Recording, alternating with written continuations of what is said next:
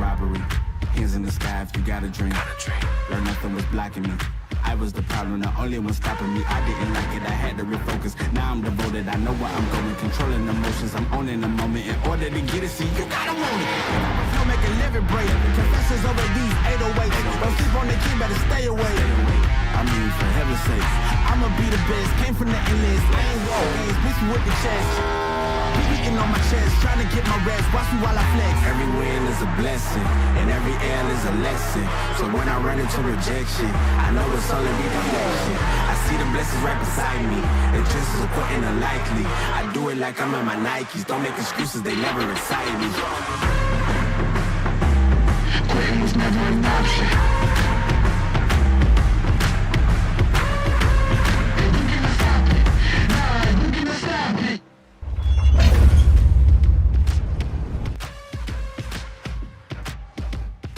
Welcome, race fans, to the club. More specifically, the Auto Club. This 2-mile sweeping oval, now defunct in real life, provides more racing grooves than we can count with its super wide corners, which makes it the perfect place to host the season finale of the OSRL Premier Series. Good evening, everyone, and welcome to the Split Second Broadcasting's coverage of the Racecraft 200. I'm Hunter Brittle. Alongside me is my good friend Elliot Henderson, ready to call all the action of the final race of the season. Elliot, while this is the last race of a very, very long season, we have not crowned a champion just yet. 2 drivers have battled all the way down to the wire. What are we looking at in terms of points tonight? It's definitely going to be a dicey one. It looks like right now, William Schmidt will need to win the race, and Cole Freilich will need to be 7th or worse. That'll give Schmidt the win, not including your bonus points for leading the most laps. Otherwise, Schmidt will need to finish 2nd, and Freilich will be 10th or worse. And that is what will give William Schmidt the championship. Any other situation will end up with Freilich coming out on top, depending on where Schmidt ends up. But right now, 11 points separates them, which is what gives you that 1st to 7th or 2nd to 10th place finishing order. And that 1 bonus point will be ever crucial. But right now, it's kind of where we're at, and advantage, I'd say Schmidt, only for the fact that he's run a lot better on the speedways, but it's going to take Freilich having an off night to do that, and at the same time, we don't really see Freilich suffer too much. His average finish on speedways this season is actually 6th. Well, the other thing to consider, Elliot, we've got an absolutely stacked field tonight. A lot of guys who have been part-timers this season, but who have absolutely shown some speed. Josh Chin, lining up 3rd. He makes his return tonight, as well as Ryan Vargas. 2 guys that have definitely made some noise throughout the season in their part-time efforts. But to show up here tonight with the points on the line, Kent, will they play a factor? I think so, as we whittle down and try and figure out who the champion is going to be. So definitely something to look forward tonight as we get further on in this event. Let's toss it down now to our pit road reporter. Ross Brockman is on the scene for the final time this season. Ross, what are you going to be watching for tonight? Yeah, I think tonight we talk a lot of the time about Auto Club Speedway as a track that maybe has long green flag runs, maybe even fuel mileage with a big 2-mile oval like this. But with a bigger field, I think you're going to have at least a few yellows, which is going to make it maybe a little bit more about tires. I know this track can sometimes wear some tires, being that it's an older surface. But I talked to a few of the drivers before the race, just jumped in the chat with them and asked about fuel window. And most of them thinking about 32 to 35 laps is the kind of the rough window they're saying. Most of them saying 3 stops, and you can kind of be picky as far as when you pit with those 3 stops and get your tires. But if somehow it did go green, some were saying that they could maybe stretch it and make it on 2 stops. But it's a long race. I think a lot of them are going to be more worried about tires than fuel. We'll see how it plays out. I'm looking forward to it, though. Thank you for that report, Ross. I think you're absolutely right. Tires will be of great concern here tonight in this event. Let's bring now in our championship points leader in Cole Freilich, starting from that 7th spot. Cole, what are the nerves going into tonight? You've got a solid advantage over Schmidt, but it's not done yet. Needing a 7th place finish or better to clinch the championship. How are you feeling going into it? Well, I mean, I'm starting where I need to clinch, so that helps a little bit. I mean, I don't know, man. It's been a long ass season. There's been a lot of twists and turns, and it's just I'm a little nervous, but at the same time, I think I can go out there and get the job done. We got a quota to fill. We got expectations to meet. I think I can meet those tonight, and I don't know. We may put on a show for people. I certainly expect a show with the speed that you've shown throughout this season and the field that we've got tonight. We're definitely going to see a show for sure. How are you feeling in terms of maybe it's not necessary to win the championship, but how are you feeling trying to go for the win, that elusive first win on the season tonight? Hasn't happened thus far. How are you feeling about doing it in the final race? I mean, it's kind of second mind at this point. I'm not really worried about winning a race. I think it'd be cooler if I didn't win a race, if I'm honest. I'd be the only champion to do so that'd be cool. But yeah, I'm not really trying to go for the win. I'm just trying to keep within striking distance of Schmitty here. And I think we're both good drivers. We're evil, or not evil. We're even. We're even. We're so even, dude.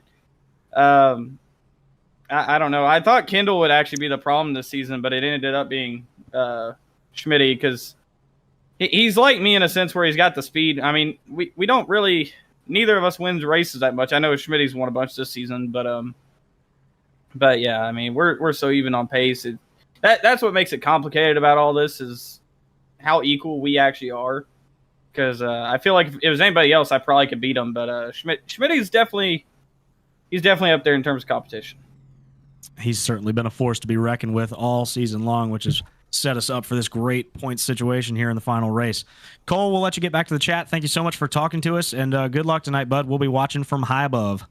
Yeah, appreciate it, guys, and hopefully, if I win this thing, I'm gonna burn it down for y'all. So enjoy the show, folks.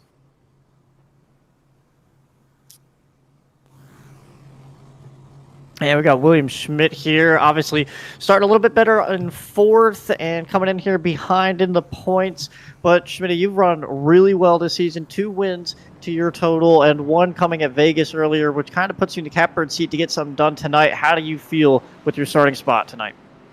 I feel pretty good. I know there's going to be some pretty tough competition, especially the 3 in front of me. I'm kind of wary of, but you know, Cole was struggling a little bit in practice, which obviously puts me at a little bit of an advantage.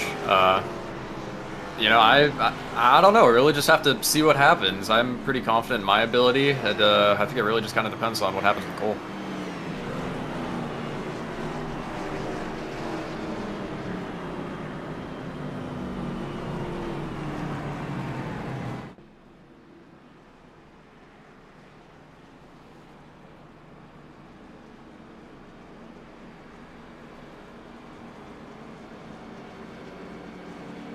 Elliot appears to be having some technical difficulties, so I'll take over from here.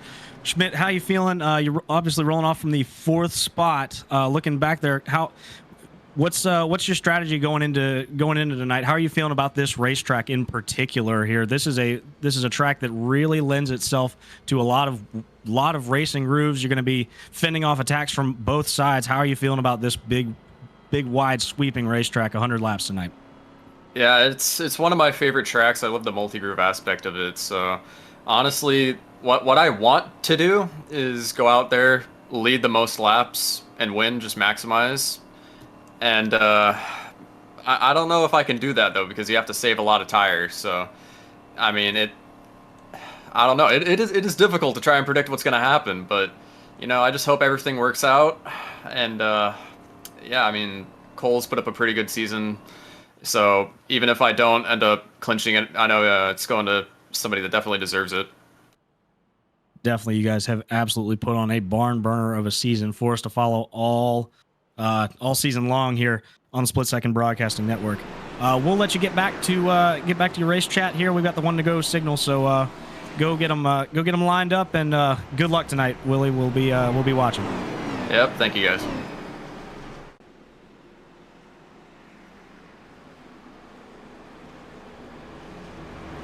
And that'll wrap up our interviews here. Field is double filed up back along the back straightaway. Elliot, final thoughts before we roll off for the final time this season. I think we're going to see a lot of action all over the track, but we talk about Movic, we talk about Walker and these guys. I think you're going to see a really good battle for the win, and you're going to see a secondary battle that we'll have to keep going back to between Schmidt and Freilich.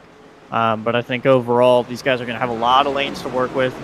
Strategy is going to be a little interesting, how tires seem to wear off, and I think it'll give you some really interesting different dynamics here. But we'll let Pace Car go down pit road and let them take off here. Pace car makes that hard left down to pit lane for the final time this season. The field is in the control of Braden Movic. Green flag is out for the final time. We are green here in Auto Club. And Movic's going to be holding off Aiden Walker down there on the top side. Looks like William Schmidt already looked on the attack. He's going to the outside, while everyone else stays to the bottom. William Schmidt already up to that second place spot and looking for the leader here off 2. Yeah, he made that outside really work on a nice drag off the corner, and he's going to go right to the inside of Movic going into turn 3. And meanwhile, towards that 5th, 6th spot, Cole Freilich got a little bit of contact with Kendall Carpenter right off the start and had to maneuver his way down to the bottom. Has picked up a couple spots. I believe he'll be 6th crossing the line, but your leader will be William Schmidt from that 4th starting position right up to the lead as Freilich works his way back here for about 5th spot. William Schmidt doing exactly what he needs to do. Go out, dominate this race, get as many points as possible. Meanwhile, Cole Freilich doing exactly what he needs to do, riding in that 7th place spot. That's the magic number for him to clinch the championship at the end of these 100 laps here at Auto Club. William Schmidt leads the field down into turn number 3. Movic back behind in 2nd, Walker 3rd. But here comes Kendall Carpenter. We've talked about him all season long, his up and down season. He's looking for a final good showing here tonight. He'll be battling side by side down to the wire for that 4th spot. Yeah, I think that's a really good move for Freilich to kind of get out of that situation. Carpenter looks like he's just going to be aggressive and try to gain some spots here. It's going to probably be more difficult to pass as the runs go on. Carpenter knows that, so he's just trying to get ahead of everybody and put himself in a decent spot up inside the top 5. Meanwhile, Freilich knows he doesn't really need these positions, but he also doesn't want to get caught in a trap here. Now he's got Lindauer on his outside. He's got Vargas lined up behind him. Gabe Wood back there. A couple fast guys that are being a little bit more aggressive on trying to gain positions early on. So Freilich just kind of stuck in the middle, trying to bide his time and make sure it all works out. But letting Carpenter go and finding a nice easy gap right here is definitely his number 1 priority. You are absolutely right, Elliot. Cole Freilich managing those tires, managing his car as best he can, while also not trying to put himself in a precarious situation around guys who are racing really, really hard for the rest of the points and for the individual stats here. He's going to be side by side with Bryden Lindauer down the back straightaway, looking to the inside of the 93 of Joshua Chin. As we've got caution on the speedway, the 33 of Isaac Johnson is stopped on the back straightaway. Caution will fly 4 laps into this event. And we'll have to go back and check out a replay. Looks like just a single car incident, though, with Isaac Johnson. So trouble early, and it is interesting where this yellow comes out because it gives them a chance to potentially try something on fuel and on tires. We'll have to see if anyone decides to do something. As we talked about earlier, pit stops are anywhere from 32 to 35 laps. So that puts you close enough to the window that pitting here can 100% make it on 2 stops. It just depends on how guys feel about tires with that strategy. As we ride on up high above Isaac Johnson, there looked like he got a little clip from Harry Grindell. Gets sent slowly spinning down to the bottom of the racetrack, or down to the inside wall there. Slight contact with the nose of that car. We'll have to see how that damage affects him going forward as we ride on board with Harry Grindell in this one. But Elliot, and going back to the tire strategy here, what do you think the move is here? I mean, the field's going to be coming here to choose, but what's the move here as we see William Schmidt looking like he's going down pit road here? Nope, fakes backed out to the outside, so no takers this time, at least from the front of the field. Right call by our championship contender. Yeah, I don't know what we're looking at as far as tire limits tonight, but you can see a few guys at the back kind of go ahead and come down pit road, but for anybody up towards the front, it just doesn't make sense. You've really only got about 3 or 4 laps. Schmidt probably ran the hardest on his tires, but for him, it's all about leading laps. That 1 bonus point, I don't think it really affects you overall because the system doesn't really matter. I don't believe it's a 1-point advantage until you're back around 12th or 13th in points. So, Schmidt's just trying to do anything he can to maintain the race at this point, maintain track position, and I agree with the decision to not pit there and to definitely stay out. Let's throw it down now to our pit reporter, Ross Brockman. Little single car incident. What are you hearing on the radio chatter? Yeah, not much on the radio chatter. Just a little bit of just I think just some questioning whether or not who was at fault, but I don't think anyone was too upset at one another. You guys were talking about the tire strategy. You got 4 sets of tires in the pits, so I think the easy way to think about that is the idea of them needing tires maybe every 20 or so laps. So I think Elliot, you're right. Right now would probably be a really early way to use one of those sets. So I think a lot of these drivers know they don't want to be in a bad position later on by using a set now. But we did have about 6 drivers come in and get fuel only. So yeah, we'll see how it goes. And then the 33 of Isaac Johnson was working on some damage from that spin. Thanks for that report, Ross. Yeah, we had 6 drivers come down and take fuel only. With it looks like Isaac Johnson also just took fuel only here. Might have pit a little earlier, but John Daniels, Frankie DeSarlo, Aston Rice, Andrew Brodsky, the 18, and Isaac Johnson all came down pit road. Everyone else has stayed out on these 6-lap old tires. Here's the field gets double filed up once again. William Schmidt's going to have control. He will elect the bottom lane for this restart here.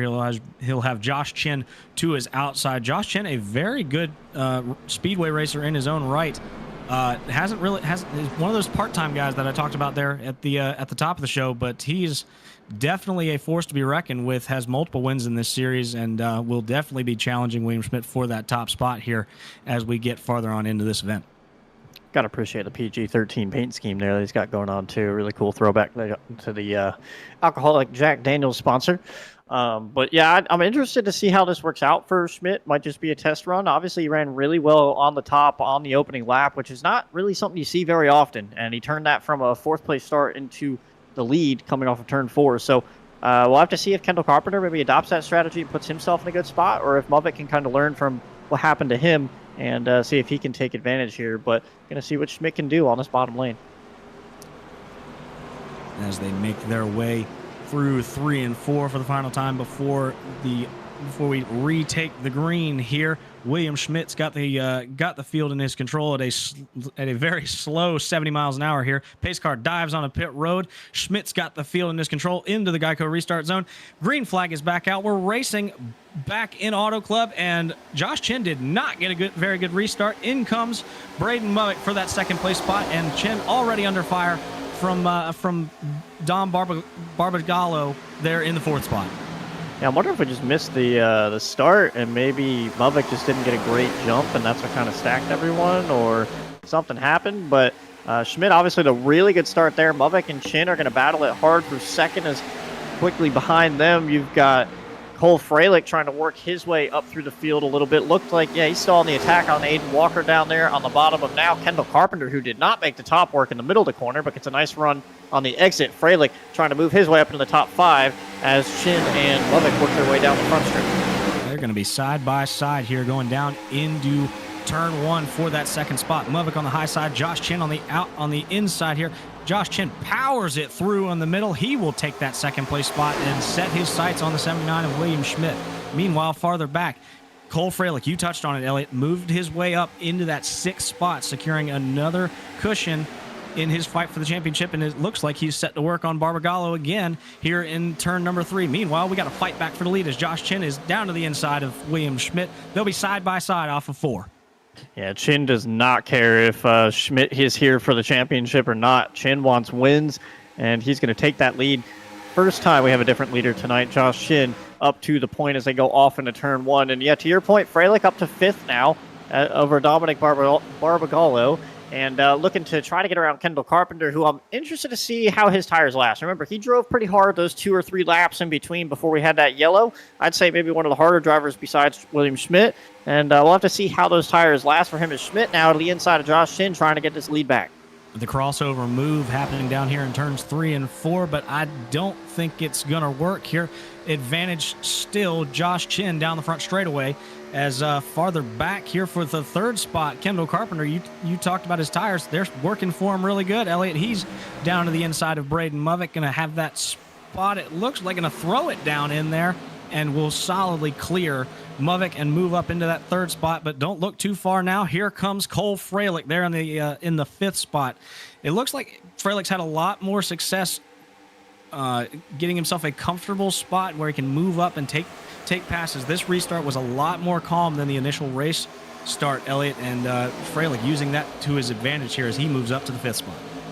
Yeah, I think Freilich's in a really good spot, and I think that's what he wanted. He just wanted to be in a nice, comfortable little spot where he's not under pressure. You can see behind them, they're too wide back there with Vargas and Gabe Wood and others, and I think that's just what Freilich wants to avoid, and getting around in Walker and Dominic there really helped him kind of solidify himself in the top 5, and he's looking towards Movick, but we know Movick's really good at saving tires as well, so those two are probably just chilling, biding their time, going to wait and see what Carpenter and Schmidt do. His Chin is starting to drive away a little bit here. He's the only one ripping the top, and we know the top can eat up tires, so we'll have to see how Josh's tires are halfway through this run. Schmidt, Carpenter, and everyone else still bottom feeding.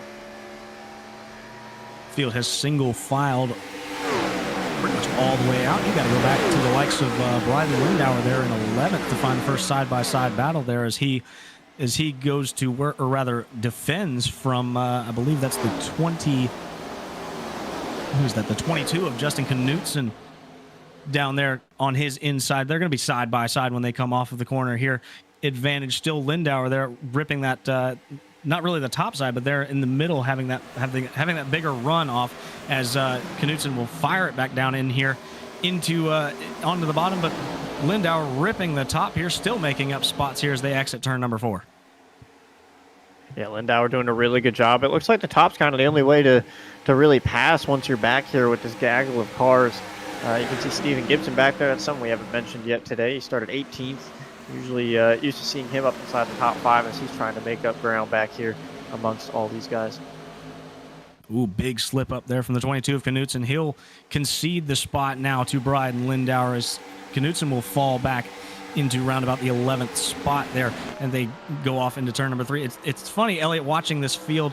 When they come up off of turn number 2, they kind of all spread out, and then get spread out. And then when they go back down, as we've got a caution on the speedway, it looks like that's the 98 of. That's the 98 car of Caden Reif is stopped, or well, very slow there right at the exit of pit road as he starts to make his way back down the front straightaway and catch back up to this field. So we'll get a replay on that as soon as we can. But caution has flown for the second time in the opening 15 laps of this 100-lap event, Elliot. Yeah, this does just, throw a wrench back into that plan. Do you actually come in and get tires now? You're halfway through what a regular run was expected to be, so it might be worth coming down and killing that set of tires. If you stay out here and everyone else pits, you're probably going to be cooked. So I think, for someone like Josh Chin, who's just here to win races and doesn't care about points as much, I think he brings everyone down and everyone just kind of follows. I don't think it's really worth trying a strategy. As you can see, the 32-98 just kind of collect each other. It's Noah Carmichael.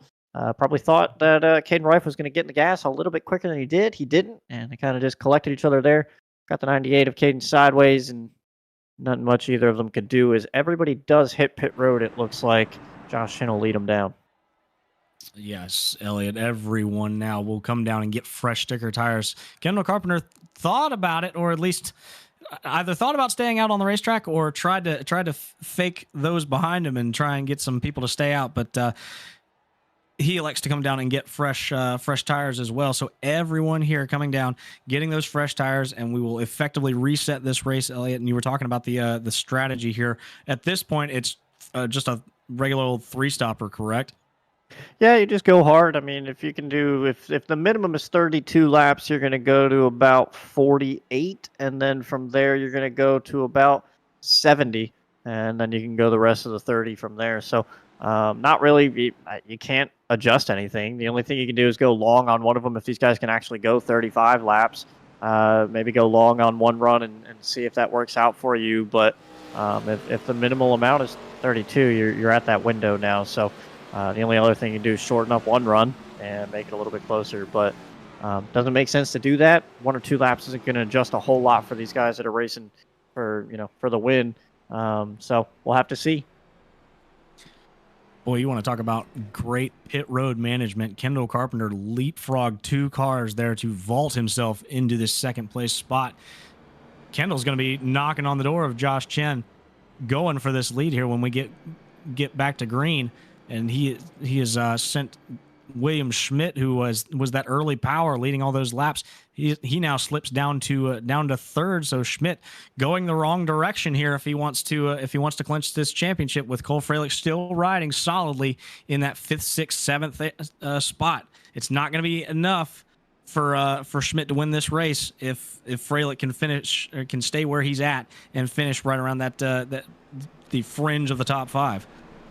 Yeah, I think Schmidt knows that coming in here. We've talked about how good Kendall is, and aside from a few bright spots lately, this is a nice way to finish out the season for him after a dismal, probably last 5 or 6 weeks, I'd say. Aside from again those 2 races where he won at Rockingham and had a really strong finish last race at IRP. But I think for Schmidt here, it's less focus on Fralick, more focus on what you can do to beat the 20 and the 93.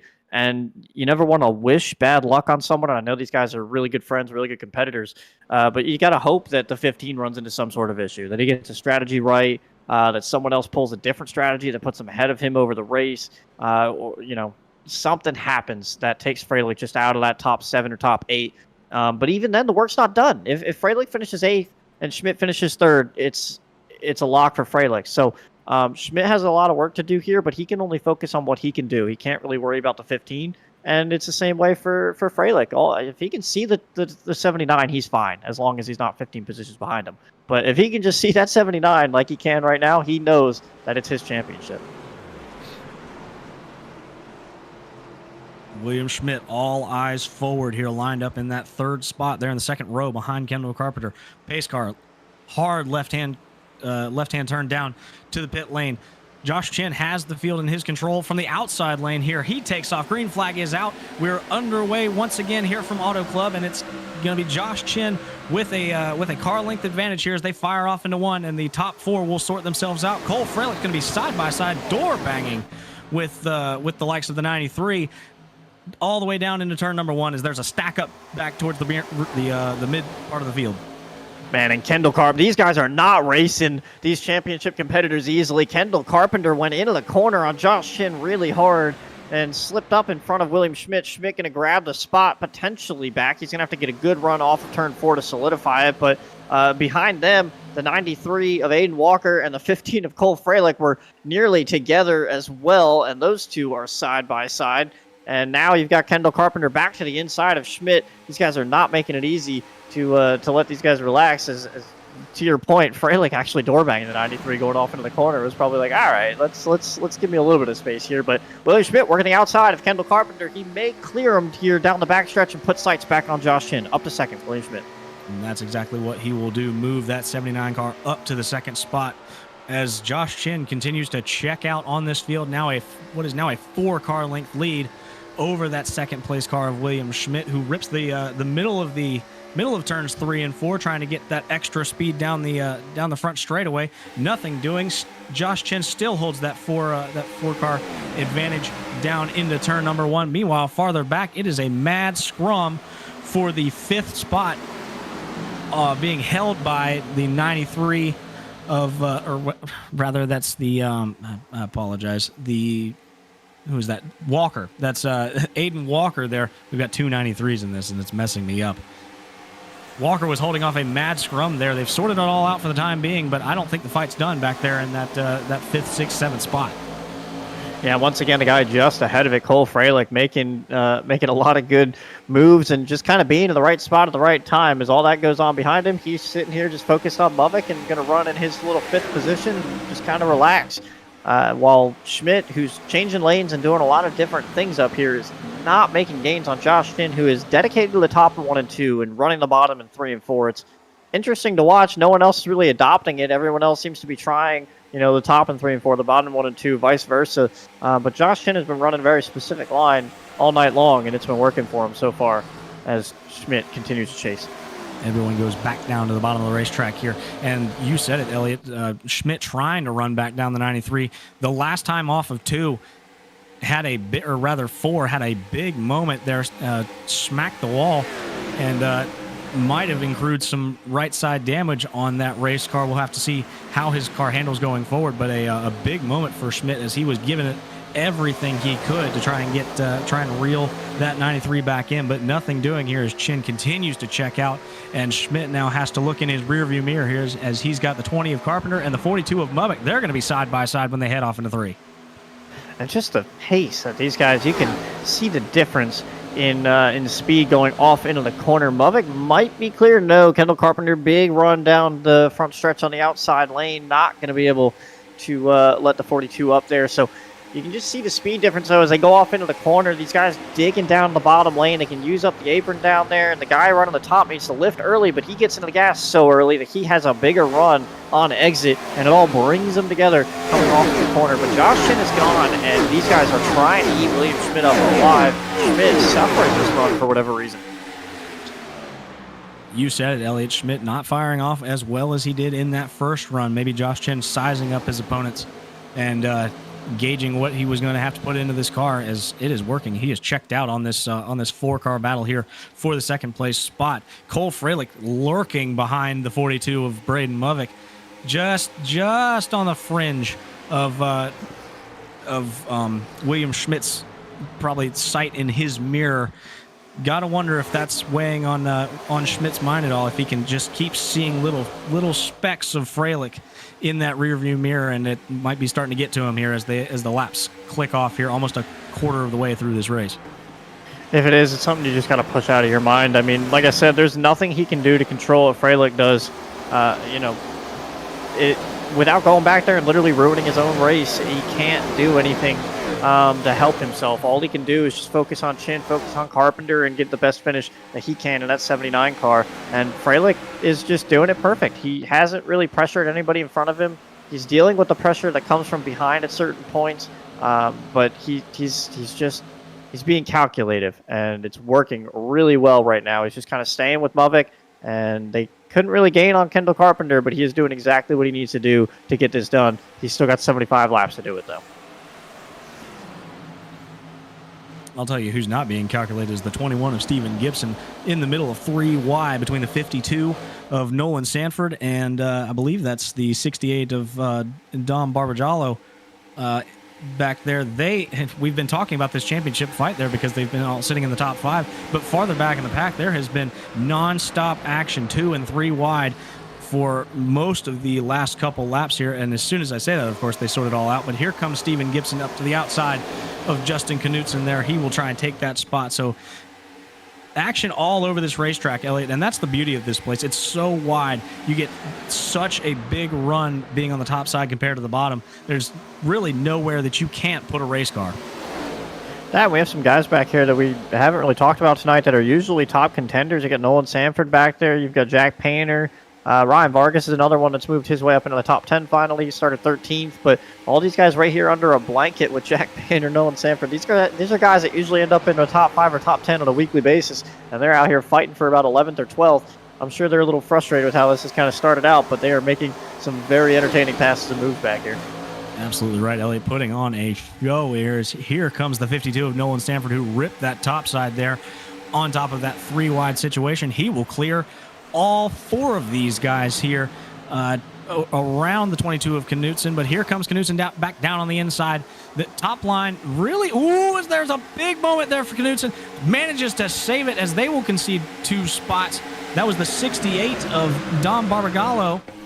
Big moment there off of 4, Elliot, and they're still going at it.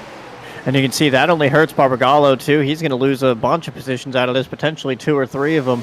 To the 31 and the 63, that's Chad Stearns, and the 31, that's Henry Calhouf, and the 63, all trying to get around. And right now, it looks like Jack Painter and Nolan Sanford are just lucky to get away from all that. Let's throw it down to Ross Brockman. Ross, lots of action on the racetrack. Have you been hearing anything over the radio in regards? Not too much, pretty quiet. And I thought the first run it was very quiet for a typical OSRL race, and I don't know. I think it's because it's intense. It's been some very intense racing. Obviously, some championship storylines that some of these drivers are maybe just staying quiet, so they're focused on racing hard and not affecting our championship contenders. But that last restart, we actually had Isaac Johnson, who was part of that first caution. He actually just did fuel only and restarted about 7th. So you guys maybe saw a little bit of that stack up through the mid part of the pack because he was on just a little bit older tires. A couple drivers in the back look like maybe they didn't grab tires but are still out there, or maybe they grabbed tires on the first run. There's some people trying to save tires here and try to save a set, but ultimately I think your best job is to save tires on track, which it looks like our front runners are trying to do right now. You are absolutely right. Thank you for that report, Ross. I've noticed it on the restart, but neglected to mention it because the action was from the drop of the green flag. But yeah, Isaac Johnson leapfrog. He restarted like 6th or 7th after being involved in that first instance, not taking tires. But he now runs back in the 27th position and losing touch with this pack due to not getting that fresh rubber here. As we look back forward here, Cole Freilich now peeking to the inside of Braden Movick. They're going to be side by side when they go down into turn 1. Cole Freilich on the move once again down to the bottom of the racetrack, but he's got to look out for there now 3 wide there. Bryden Lindauer's got plans on the outside. Elliot, is they're going to be 3 wide off 2, and I don't think that's going to work out for Freilich at all. I was going to say we were focusing back there because nothing was changing up front, but now that we go up front, everything's changing, not to mention William Schmidt tracking down Joshua Chin has knocked off about a half second out of his lead, and Chin is continuing to change lanes and run different stuff. It looks like the bottom is starting to lose some grip, and guys are starting to migrate around. Schmidt has gained a 10th last lap, and we'll see what the difference is.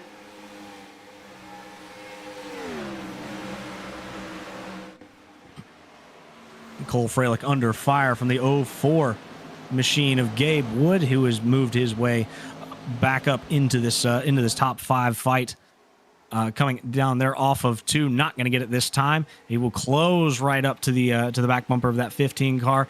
What will he do? Look left, look right, backs off of it, decides to run the high line here, and backs off, gives Freilich that little bit of an advantage. But here he comes back again here, closing back up on that mid side, or in that middle lane there. Freilich down on the bottom. He has to recognize that Gabe Wood's there. They're going to be side by side here when they go across the line. Advantage 04 of Gabe Wood.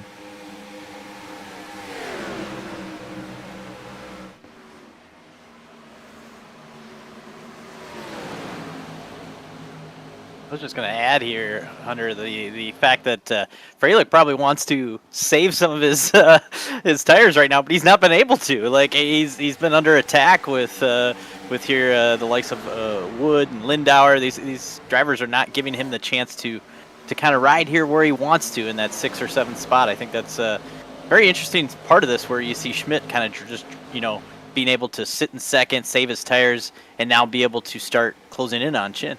You are absolutely right, Ross. Freilich now rides in that ever crucial 7th place spot. He can't give up any more spots clinch the championship if William Schmidt would get up into that 1st place spot and win the race.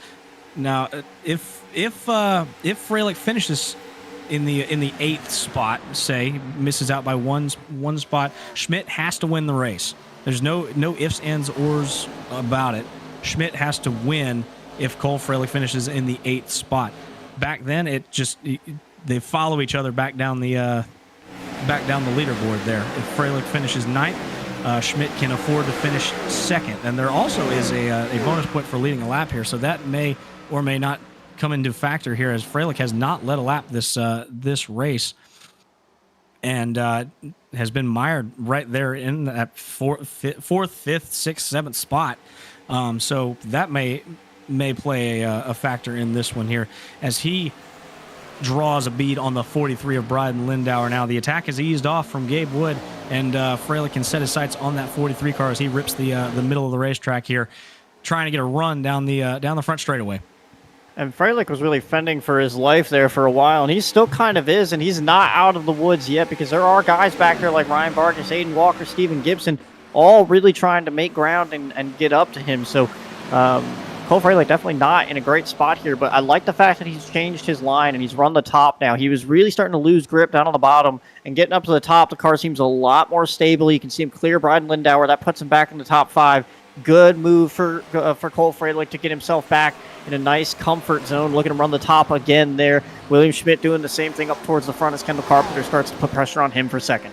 Last time by, Cole Fralick, the fastest car in the top 6 by almost a tenth and a half. Fralick has found something there on that top side. If he continues to use it, he is going to be finding his way forward in a hurry here as he once again goes to the top side, and it looks like everyone else has found it too. Carpenter's up there, Schmidt's up there, Lindauer and Gabe Wood back behind him. The only one on the bottom is Braden Movick rather, and he continues to hold serve in that 4th spot. But Fralick has found something, and the field's queued in on it as we're all going mile high line riding.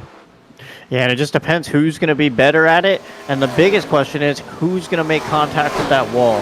Who's going to be the most dangerous at going up there and actually hitting it? Because, running up there is one thing. Catching that wall will lose you a lot of time. Not to mention the potential damage from it, but I mean, it will lose you potentially a second, maybe more, if you go up there and actually catch it. So these guys really need to be careful about what they're doing, but they're some of the best out there. And right now, I see Carpenter kind of using it up a little bit more than some, but again, he's not running for points. So, man, he about tagged the wall off turn 2, but, he can't afford to go out there and do that because he's racing for pride now.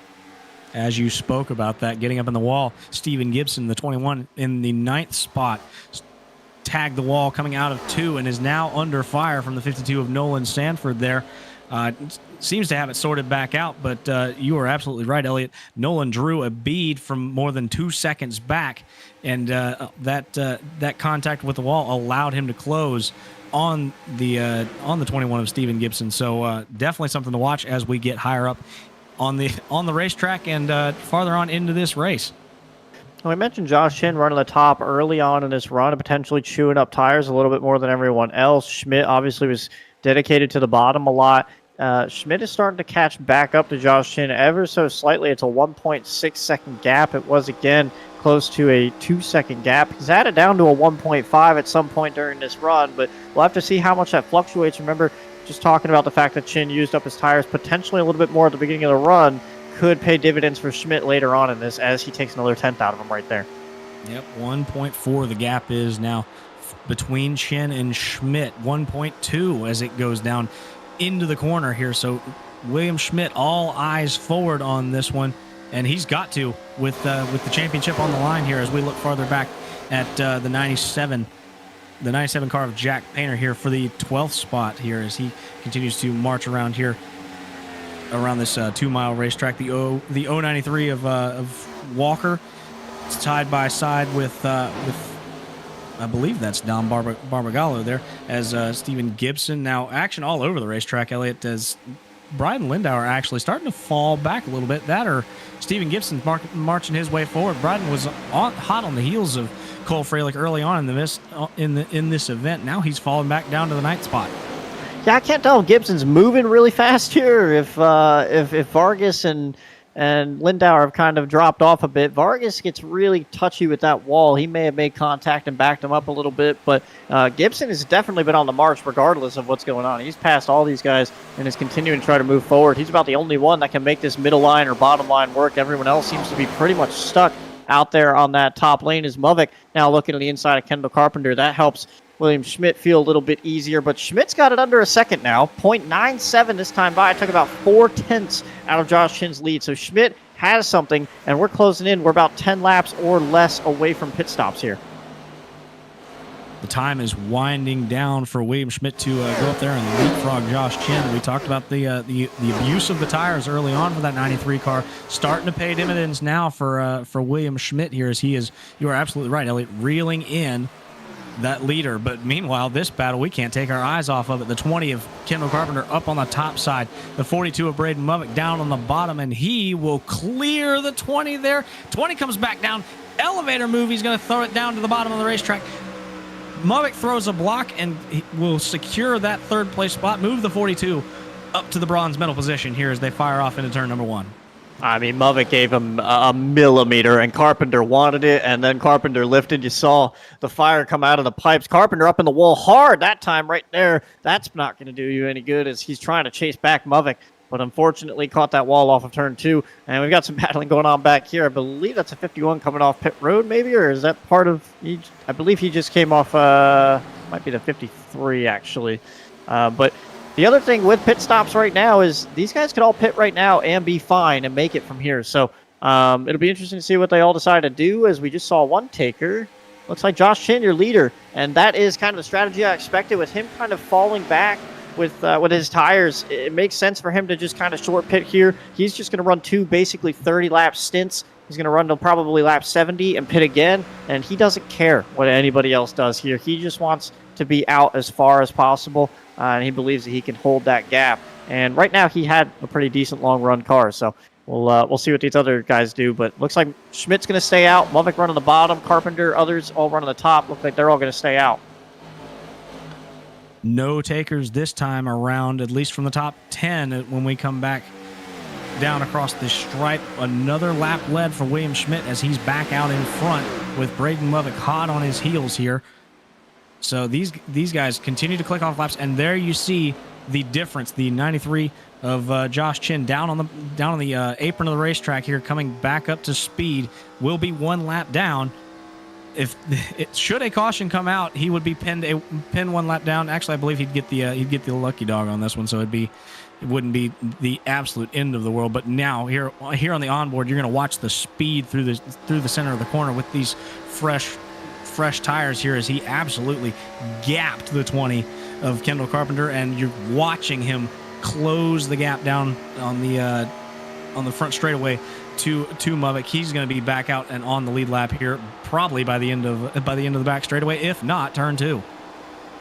Oh yeah, he's absolutely gone. He has all the power in the middle of the corner. You can see him just get right on by. He's gone, and now Schmidt needs to decide what he wants to do. By the way, it's a 53 of Griffin Jones right there. He's on fresh tires. He just came off pit road as well. He's going to dispose of both of these guys. I believe Muvik might hit pit road. I thought that's what they were going to do last time. They both ran the bottom, but they didn't decide to pit, and it doesn't look like they're going to come down this time either. I'm kind of interested in them running along here. I think Schmidt is just kind of trying to stay out as long as possible. He knows Muvik is probably his #1 competitor from behind, and I think he believes he can just beat Josh Chin on tires here, as Ryan Vargas will hit pit road from about that 10th position.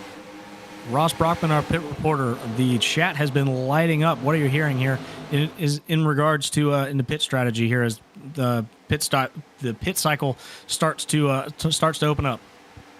Yeah, I think the strategy here is you want to run as long as you can, because as you saw, it worked out for Joshua Chin because he was leading the race. When he came out of pit road, he only had a couple of those drivers in front of him to pass them and then get clean track with these fresh tires.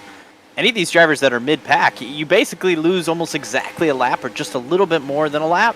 So when you come back onto the track, you're going to have those fresh tires in the middle of the pack of the old tires. So I think it's best to run a little bit long here, so that way you can try to avoid that. Because it worked out for Chin because he was able to just pass those couple guys and get back in the clean air now. So I also wonder, you're going to see Freilich try to stay out here and make sure he can lead a lap. If that does that push him back a little bit in the running order for this next run? It'll be interesting to see. But yeah, more drivers coming down pit road now. Boy, Braden Muvik, thanks for that report, Ross. Braden Muvik had closed up to the back bumper of William Schmidt and then absolutely dove it onto pit road. They're coming up out of 4. So with a host of split decisioners back there behind him following suit. So Schmidt continues to show the way here. Freilich now up to 3rd, and I saw he put in the text chat there. He put a little pitting in message and then faked everybody out. Elected not to come. So some mind games being played by Cole Freilich. To your point, Ross, I think to try and get that extra bonus point, but nothing doing here as the 15 car is going to come onto pit road this time, following his championship rival in William Schmidt and Kendall Carpenter as well. They're going to be a tight-knit group of 3 here down on pit road. Well, I think there's mind games from both sides. Schmidt actually put it in the chat first, and Kendall Carpenter going to be right in between these guys. So definitely some mind games happening between the 79 and the 15, and we'll have to see how these pit stops work out for them, as Carpenter's going to be the first one to hit the box out of that trio. And we'll have to see where Vargas, Chin, and others come out. Remember, Chin had a really decent long run car. It just looked like right at the end there, Schmidt definitely had the pace, but we're going to have to see over this next stint because it'll be shorter.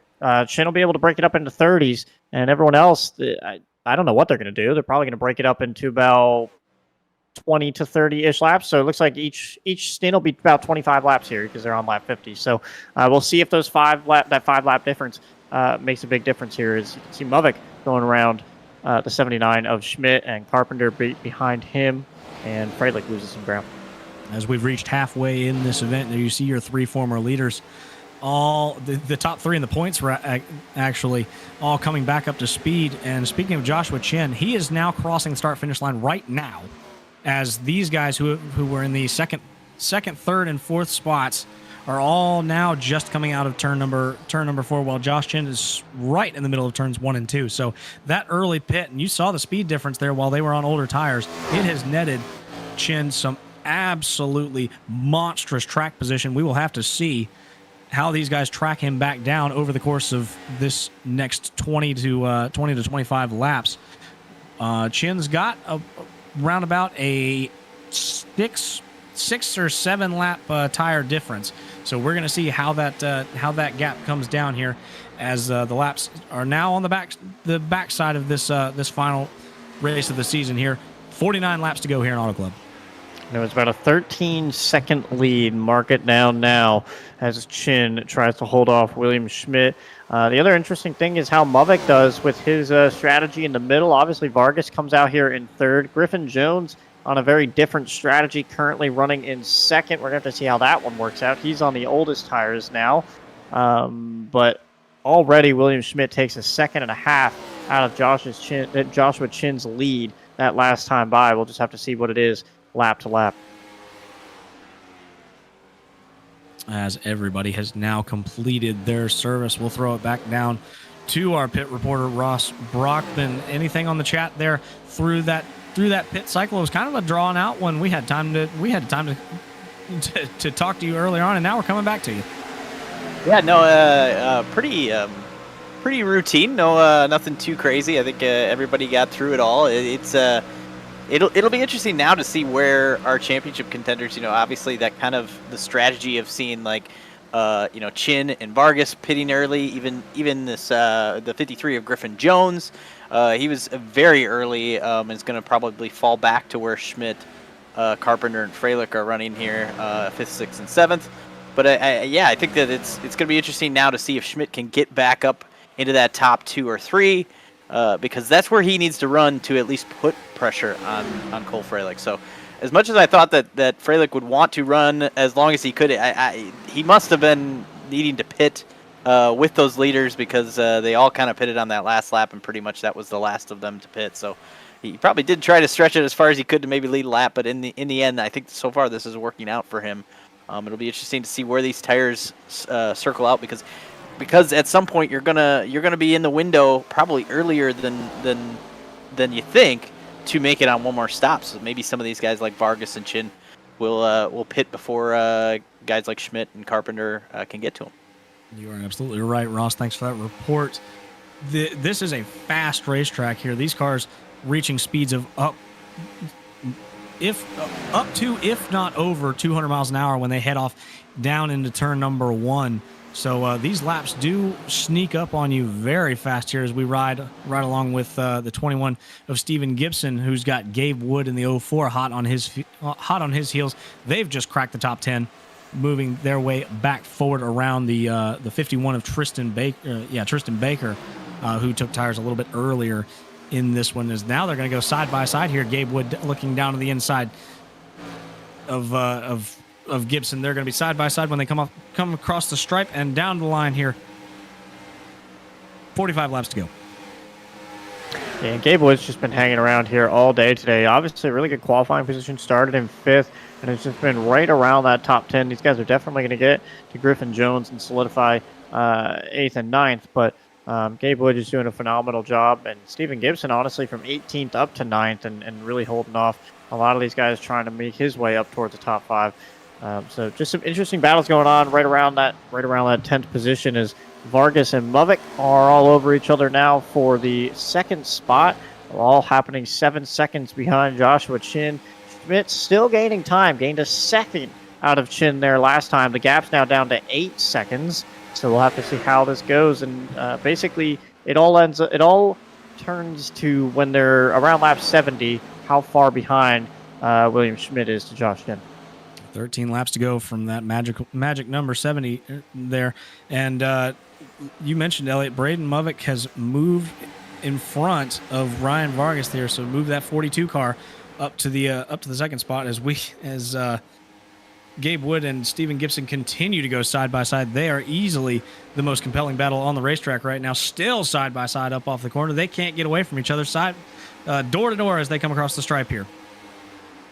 Yeah, and I said Schmidt's biggest competition from behind was Movic. Movic seemed to have the best overall long-run pace. It was better than Chin's. It was better than Schmidt's. He just couldn't clear Schmidt or really get to him right when that run started to end. So I think Movic's honestly in the catbird seat here, especially with Chin going completely off strategy. If Movic can make this work, he can do something about it. Vargas going to close the door on Schmidt. Really close racing here for 3rd. Schmidt all over the back of Vargas, who's now really loose. He's actually going to lose a bunch of time out of that as Schmidt now displaces Vargas. That's for 3rd.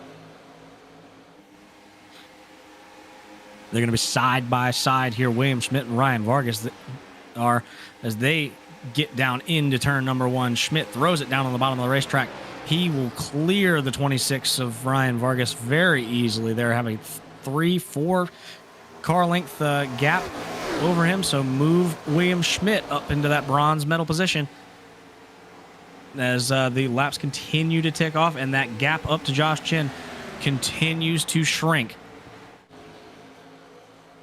And Movic continuing to just gain time. You can see how small of a dot Joshua Chin is from the onboard of Braden Movic, but it's still coming down. Gained about 0.8 that last time by Schmidt. Gained about almost a second out of Joshua Chin's lead.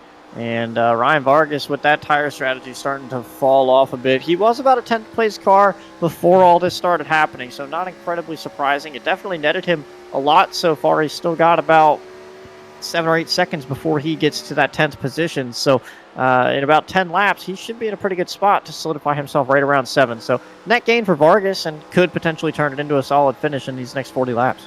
Well, chase is on for that 1st place spot. The battle is on for the 5th place spot. Cole Freilich has caught Kendall Carpenter, and they have been just duking it out the last lap and a half, side by side here as they go down into turn number 1. Once again, Freilich on the bottom, Carpenter on the outside. It's going to be exactly the same picture as it was the last lap. Freilich's going to throw a little slider. This time he's going to give Carpenter the lane there on the top side instead of slamming the door on him.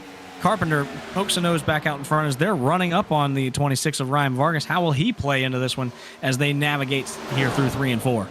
Well, Freilich's going to hope for a pick, and he's got it. Carpenter can't really get through the corner. Freilich needed to come up, but he's going to give him a 3-wide situation. Freilich just being really, really easy here. He's literally in the position he needs to be. He's in 6th, now technically 4th as they cross the line, but he will drop actually completely out of this battle and fall back to 6th again. So just being really careful, realizing that Schmidt's only in 3rd and he doesn't need to pressure anything. I love seeing this side from Cole Freilich. He mentioned, I don't need to go for the win, and it's not really something that I care about. I'd rather finish with 0 wins. So it's definitely on his mind, and he realizes that, and he's playing this nice and easy and not putting himself in any type of danger here as he's putting it all on Schmidt's shoulders. Freilich literally taking it 1 car at a time, not putting himself in any precarious situations. If it even gets somewhat close to it, he's backing out of it, letting it sort itself out, as it did. Ryan Vargas tagged the outside wall there and fell back behind him. That problem took care of itself for Cole Freilich. Move him up to the 5th place spot, and he's still chasing down Kendall Carpenter here as Freilich's now on the wall. Sent it in a little too hard there into the outside wall, and that's going to bring Ryan Vargas right back up to his bumper here. A little bit of a shunt down the back straightaway. Freilich's got it gathered back up and continues to soldier on in this one.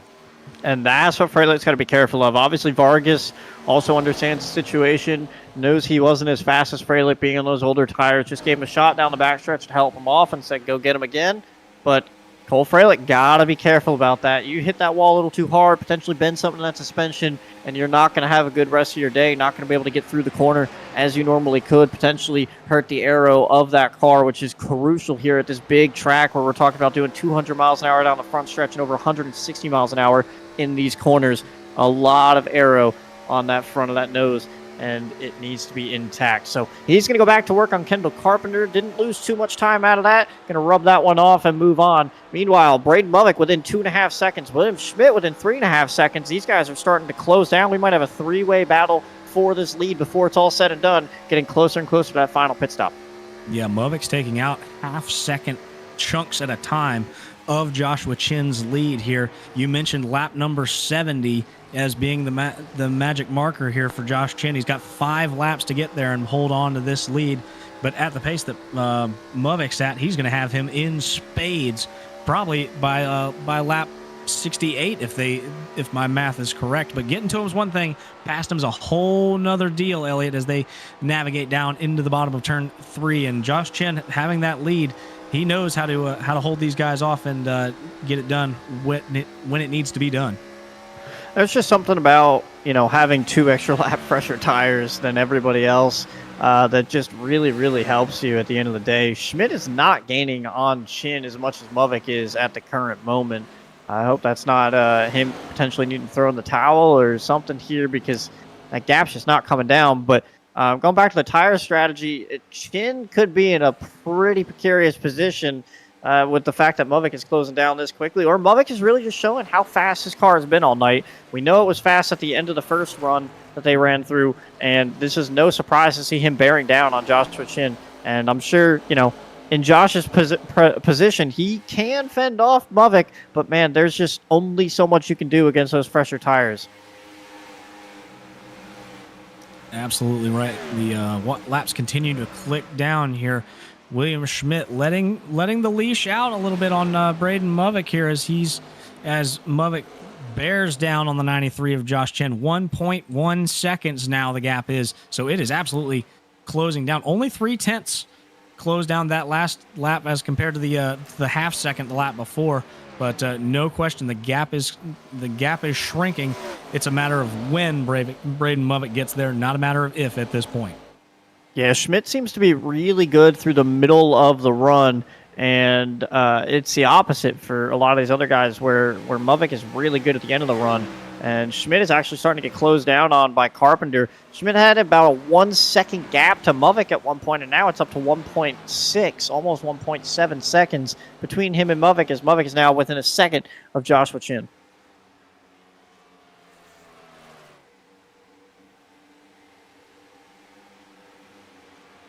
.33 laps to go in this one as we ride right along with William Schmidt here, who's watching his championship hopes drive away and also kind of close on him in the mirror here. If he can get his vision around that big bright orange number 20, Cole Freilich still sitting pretty right on the back bumper of Kendall Carpenter there, just following it up through here. And Freilich's only got eyes for one, and that being the 79 of William Schmidt. He can see him now as he looks low on Kendall Carpenter, thinks better of it, tucks back in line here. But the championship vice is slowly crimping down, Elliot, as the laps tick off. Yeah, and you can see from that angle, Schmidt nowhere near the outside wall. That's because he got so loose off of turn 2. The car was pointing the inside wall, so he's definitely struggling with those rear tires. And I don't know if running the bottom's really helping him, but he's already determined that running the top is not helping him. Griffin Jones is calling out pit stops, so I got to assume that Joshua Chin is not very far behind, as we are now on lap 70, 31 laps to go from here on as Muvik turns on the pressure right to the back end of the 93. But these two are both pretty far gone from William Schmidt, who's 2 seconds behind this battle and still struggling with those rear tires off of turn 2. Josh Chen runs that outside lane, rips the fence, and it will net him this lead, still holding on to it. Fending off those fresher tires of Braden Muvik. Once again to the top side of the racetrack, you can see the power of Braden Muvik and those newer tires. powering to the lead down there on the bottom of the racetrack, throws the slider. Elevator move from Josh Chin to throw it back down to the bottom. Advantage still Josh Chin there when they hit the stripe this time, but the pressure is on for Josh Chin, holding off Braden Movick. At this point, when does Josh Chin pit? The more laps that he goes, he probably recognizes now, Elliot, that pitting earlier might not have been the move. The fact that these guys have caught him back up. Now that Movick is back out in front here, does Josh Chen pit and go get fresh tires? Well, you've only got two options. You double down on what you did, and you pit now, and you call it done, and just hope you can hold him off again. He was very close. If that was the last lap, he'd had it by 0.02 of a second. So he knows what he can do. But the question is, do you go the other route this time and run as long as you can? Give up a little bit of time here. Try to stay within half a second or a second, and then pit maybe 1 or 2 laps before Movick, because he can't go as long as Movick can regardless, and hope that from there he can hold him off one more time. Kendall Carpenter's up on the outside wall off of turn 2 there a little bit, trying to hold off Freilich and get up to Schmidt, but those are Chin's only options, and I'm interested. I think his best bet is to just kind of double down and pit now. I think he was close enough. He could do it again. It's just all going to come down to how good Movick is on that last run. They both know the cards each other has now. That's the problem for Chin, is he starts to lose a lot of ground here. Josh Chin cares not for your strategy. He will stay out once again here, still trying to hang on to the back bumper of that 42 car. Meanwhile, Kendall Carpenter, you talked about it, he got in the wall and is now under fire from Cole Freilich. Freilich's decided it is time to go, and he has pounced here down to the bottom of the racetrack. Carpenter ripping that topside once again, will stay out of the wall this time, and it's going to work for him. Big run down the back straightaway. He will clear the 15 and hold on to that position for at least one more lap here as the laps tick off here. 28 laps to go in Auto Club. Yeah, we've seen these guys duel all season. Unfortunately for this situation, Kendall Carpenter not really in a spot to do anything worthwhile as far as the championship goes, but Freilich knows exactly where he is, and he knows he doesn't need this spot, but he's trying to pounce on Carpenter while Carpenter's having an issue. Meanwhile, Chin continues to stay out, not losing a lot of ground, still within a half a second of him, and I think that's what's starting to alter his strategy. He probably thought, man, I'm going to lose a lot of time, and then after a couple laps goes by, he's like, I'm not losing a lot of time here, so he can cut this down to about a 25-lap run and see what happens and potentially still win this thing, but it's going to be an absolute duel between the 93 of Joshua Chin and the 42 of Braden Movick all the way to the end. And honestly, William Schmidt's here for it. He's like, please do something to each other. Give me a shot at this. I need Freilich to lose about 2 more spots, and if I can win this thing, then it's all over. But it's starting to get there, and Josh Chin hits pit road right here. Josh Chin elects to come down, get fresh rubber this time. No one else will come with him. Movick staying out on the racetrack to get that precious fresh rubber. When he comes down, he will have that lap advantage here. Cole Freilich throwing a slider on Kendall Carpenter here. The crossover move from Carpenter, he will still hold on to this spot. This has been the battle to watch while the tire situation unfolds up front. These two guys have been throwing haymakers at each other for the last 5 laps, and it is absolutely riveting to watch. They're once again going to be side by side when they come off of 4 this time. And see, this is the great thing for Freilich, is he knows he's in a, as Schmidt actually hits pit road right here, Freilich knows he's in a really good spot to just kind of do what he wants to do. He's got all of the gain over everybody else behind him as far as tires. He was almost 3-4 seconds ahead of Ryan Vargas and everybody else there, and had fresher tires than everybody. So he can kind of throw sliders and do what he wants with Kendall here, as long as he doesn't completely ruin his race and hit the wall or anything, as Kendall got pretty close to it, potentially bounced off it a little bit, as you saw Josh Chin just come off pit road. This is all going to happen now. We got to see when Movick pits and where Schmidt and Chin come out compared to each other, and what Schmidt has left in the tank here.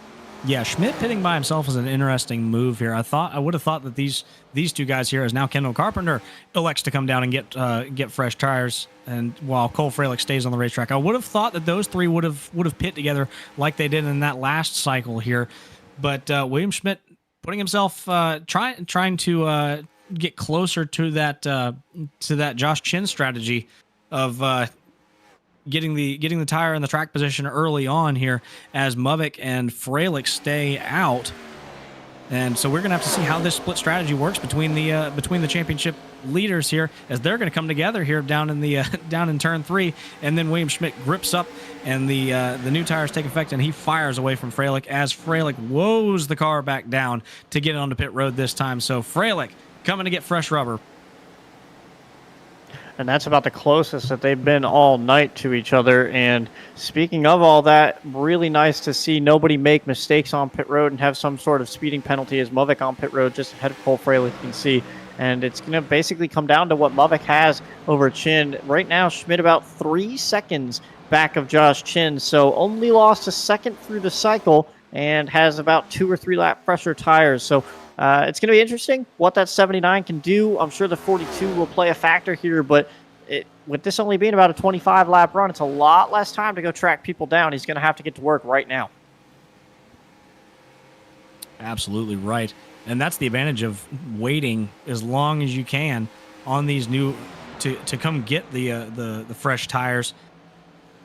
We're only at 23 laps to go. A normal fuel run is roughly 35, 38 laps or so. So, I mean, 2/3 of the of a full fuel run, you're just going to be able to let her eat for these last couple laps here. There's no point in saving any tires here as Freilich still out on the racetrack, or rather, I'm watching Freilich here down on the inside, but yeah, there's no point in saving tires here as there's no more pit stops as we ride on board with Josh Chen. It's go time here now, and everybody's gotten spread out with these with the different pit strategies. So we're gonna have to see how they come back together here as the laps wind down. Very interesting to me too that Shin is now completely devoted to the bottom lane when he was running the top. You'd think with the shorter run here that he would just exclusively now goes to the top of 3 and 4 as I say it, but he's really been making the top and 1 and 2 work, and then the bottom in 3 and 4. And now he's completely altered that strategy and gone the opposite direction. Meanwhile, Schmidt exclusively running the top now, and we'll just have to see what Movic does back there. Movic actually came out in between Schmidt and Freilich, another point towards Schmidt trying to get this championship. But right now, Freilich still 8th with 3 guys still on track, so he'll technically revert back to 5th with no real challenge behind. Ryan Vargas not very far behind, but not on the same tire. Actually, he is on the same tire, but Freilich has had the speed, so even that one position will not change a whole lot here, with Schmidt in the de facto second position. I want to talk about one guy we haven't mentioned really all night. Henry Kohlhoff has now stayed on the racetrack, trying to get that the caution to come out and maybe pin some guys. He won't pin anybody a lap down due to strategy, but gotta respect the staying out strategy and try and get some track position in a leapfrog manner here. Henry Kohlhoff getting some laps led and some TV time here tonight. Great run for him, who started back in the 15th spot. Yeah, and he's been running around the top 10, top 12 all night long. You can see a little bit of side damage there. It looks like he may have caught the wall at some point, but he has been moving on right inside that top 15 for most of the night. So we'll have to see how that strategy works for him with less than 20 to go. I'd try to hit pit road sooner than later, use those fresh tires to my advantage, but we'll have to see how that all works out for him. Schmidt not doing a whole lot. He kind of let the gap cycle out to 3.5, has now cycled it back to 2.9. So it's going back and forth, and Movic honestly not gaining as quickly as I thought. You can see him in the background there, but still 1.1 seconds behind William Schmidt. So Schmidt just kind of on an island, kind of hoping he can catch Chin, and maybe Freilich loses a couple spots. It's tight, but it is not exactly nail-biting yet. I think that's something I referenced earlier with the shorter run. He's able to. He doesn't have to save a full fuel run's worth of tire. You can really just go right at it, and I think that's the reason why Movic hasn't caught Schmidt quite as fast as we thought he would based on last time. I mean, you saw Movic there still getting sideways off the corner here. He's trying to get up to William Schmidt, but Schmidt driving equally as hard, if not harder, trying to get up to Josh Chen, who is the linchpin in his in Schmidt's championship strategy. So these guys giving it all she's got. We're under 20 to go here in Auto Club.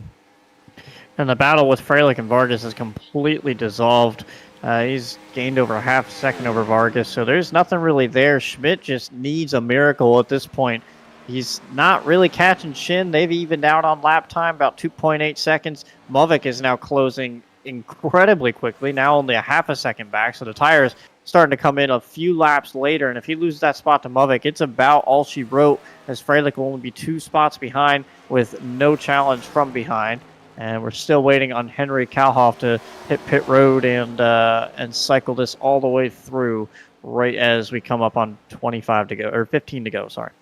Kalhoff hits pit road this time here, 34 laps on those tires here, as he will elect to come and change all four for the final 16 lap run. But going back to this championship fight here, as we've got one car hard in the wall. Steven Gibson throws it down on the inside of the racetrack. They will gather it all back up, but a very hairy moment there coming off of 4 for the 21 of Steven Gibson, as well as I believe that's the 23 of Jonah Malashak. Had a big moment coming off of 4, smacked the wall there, managed to get it back up, but not before scaring the likes of Steven Gibson and I believe Bryden Lindauer as well. But they all get it back up and together.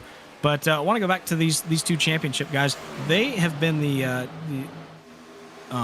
William Schmidt, Cole Freilich, and Kendall Carpenter. Your top 3 in points have been the class of the field. They've been the guys we've been talking about all season long, have put on an absolute show for pretty much the entirety of the season. I mean, back when we started this, we thought it was Kendall Carpenter's championship to win. He was, I believe, if I'm not mistaken, he won the first at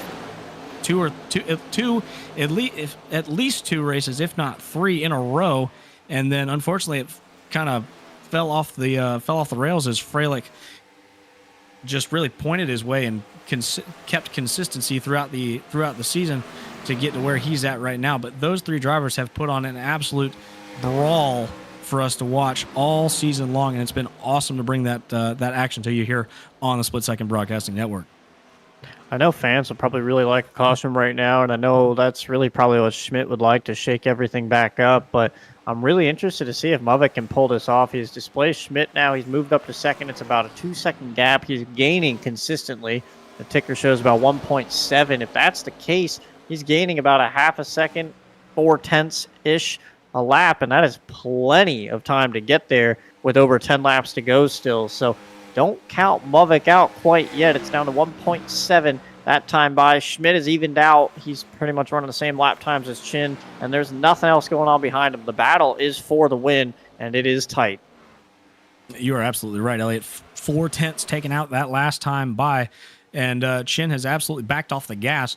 But remember, this is a shorter run with how these guys pit. It's shorter than the last time out, and we're already seeing Muvik chew into this lead pretty much the equivalent of what he was doing right at the end of that was a 30 to 32 lap run that last time. If he's already there, I have a hard time believing that Chin's tires have fallen off that hard already. My guess is that Chin has backed off the gas. He's letting Muvik come back to him, or at least being a lot more conservative with his tires and trying to save for the inevitable for when that 42 gets up there and he'll be able to put on more of a fight. We saw how well he hung on, or at least a lot better than what we thought, when Muvik took the lead in the last run and Chin was able to stick around. So maybe Chin's thinking that he can take the fight back to him here if he backs off and saves some tire. But the 93 is absolutely just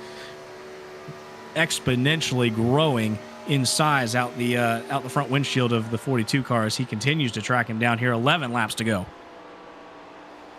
Yeah, I think you bring up valid points, and I think Chin falling behind Muvik actually helped him. Muvik, really big slide right there in the middle of 1 and 2. You can see just how hard he's trying to get through that corner and how much ground he actually lost trying to do that. But I think, to your point, Chin losing the spot in the last run actually benefited him to kind of know what the 42 is doing. But you can see just how much Muvik is using up those rear tires, and we're just going to have a straight-up duel for 10 laps here if Chin's actually been sitting here saving. So it's about to get really interesting here, but the battle is there, and it's 3/10 different. You are absolutely right. The battle is there. Braden Muvik has caught the 93 of Josh Chin, throws it down to the bottom of the racetrack. Not quite going to get the slider, but he's going to be right on the back bumper as they fire back down the back straightaway here 42 has caught the 93, looking for more here as he dive bombs down into turn number 3, trying to draw back alongside. Josh Chen committed to that top side. Will it pay off for him this time? Movik's not quite going to be clear. They're going to be side by side when they flash across the line. 9 laps to go here in Auto Club. Yeah, and this is awesome because Chin's dedicated to the top like he has been pretty much all night, and Muvik is dedicated to the bottom like he has been all night. These guys are both running completely different lines, just showing how great this track can be and how much the tires really work. As Chin sliding, trying to cut it down to the bottom. I don't know that Chin has the tires. Muvik straight clear, gone, 1/10 out. I don't think Chin has an answer. I think him doubling down was the answer, and unfortunately, it didn't give him enough distance to really do anything with Muvik, and Muvik is now just straight up gone and driving away. I think you're absolutely right, Elliot. That bobble off of 2 for Josh Chin was the telltale sign that he might not have any more grip left in those good years, at least in the rear, as Muvik fires away back down as we come across to 8 laps to go. If you've got to wiggle the car that much like Chin had to up off of 2 the last time, and he's doing it once again there off of 2, I'm not sure there's much grip there as the laps wind down here in Auto Club. And unfortunately, there's not really another great battle inside this top 10. Gibson and Painter still kind of all over each other, but about 8/10 difference. So nothing crazy going on back there. Muvik has just kind of laid the gauntlet down and has just had the better long-run car all night long. Chin was really good through the beginning and the middle of every stint that we've been through, but Muvik has just outpaced the whole field in the last half of these runs, and right here in the last 10 laps is just setting a blistering pace compared to everybody around him. And that's exactly what he did in his last win too. Muvik wasn't there in the first part of those runs, and then just came on strong there at the end, and he has once again done that. So maybe call Braden Muvik the closer here in the OSRL Premier Series, because he absolutely has this fixed setup racing and in this service figured out here, able to save the right amount of tires and put himself in prime position to go get another dub here to close out the season. 6 laps to go here in Auto Club for the final time. Yeah, and you can see he's definitely working it. He's been working it all night to try to get around these guys. Still sliding the rears a good bit, but he is 4/10 clear of everybody behind him as far as lap time goes. There's no one even in his zip code at this point, and the only really close battle going on is probably Kendall Carpenter, Cole Freilich, and Ryan Vargas, but they're all about a second and a half off of each other. So it's really just Muvik controlling, and you can see back here you've got a little bit with that's Noah Carmichael, Nolan Sanford, I believe it's 68 of Dominic Barbagallo and Caden Reif right behind him. They're really tight to each other's doors. There might still be something yet to happen, but those are the closest battles going on as Muvik drives away, less than 5 to go this time. Yeah, throw these 3 cars underneath a blanket here and turn them loose. This is great action within 5 laps to go here. Noah Carmichael down there on the outside, on the inside rather. Dom Barbagallo there on the outside. He's going to have the advantage here when they come up off the corner. And the 98 of Caden Reif's right there to take advantage. He will be side by side with Carmichael when they head off down into turn number 3. And I think at this point, everybody's just kind of minding their P's and Q's. They've got, obviously 3 laps to go the next time they cross the stripe. No one really wants to cause anything crazy, except these 3 are still all over each other. And Caden Reif does not want to finish 15th. He's trying to get up there to 13th and try to pass these guys and gain a few extra points tonight on the night. But right now, it looks like everyone, aside from this group, are just kind of comfortable where they are. Carpenter's starting to set a little bit of sights on Schmidt, who's starting to fall off here late in the run. Ooh, you saw it, the 98 of, I believe that's Caden Reif, contact with the 68 of Barbagallo. Heavy contact out into the outside wall. No caution drawn, so we stay green. But all that tight battling finally came to a head, and unfortunately it was at the expense of Caden Reif here. Heavy damage to the right side of that car, so no more going forward for Caden Reif. He will start to drop back here with that damage. It will undoubtedly hurt his chances, or hurt his forward speed here, as we've got 3 laps to go in this one. And it's still a really fun battle here. Jack Painter and Steven Gibson, who have been all over each other for the last few laps. Steven Gibson just trying to close the season out. Painter the same way, honestly. Both of these guys have had really strong runs throughout the season, and it's just kind of all fallen apart at certain races.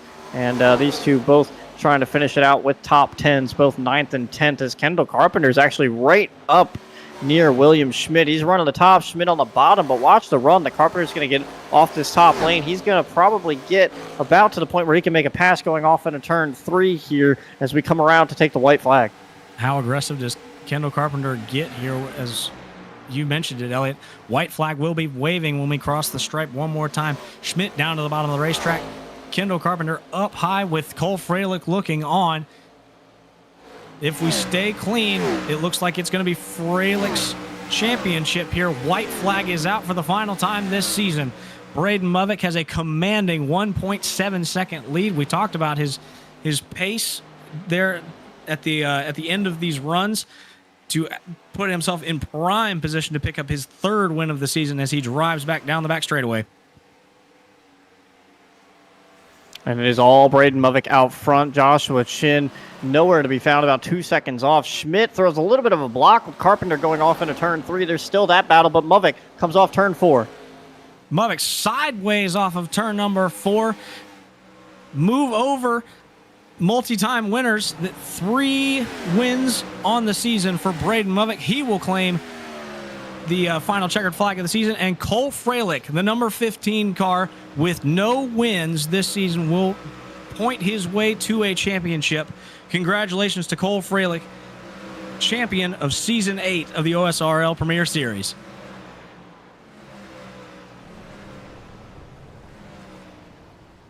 That was really a fight all the way to the end, tooth and nail. Schmidt, unfortunately, just no way to really get that done. He had the pace, I'd say, for a win at some point, but later in the runs, that car just did not work the way he needed it to. Movick, obviously, the opposite end of that spectrum, and Freilich just did everything he needed to do tonight to be the champion.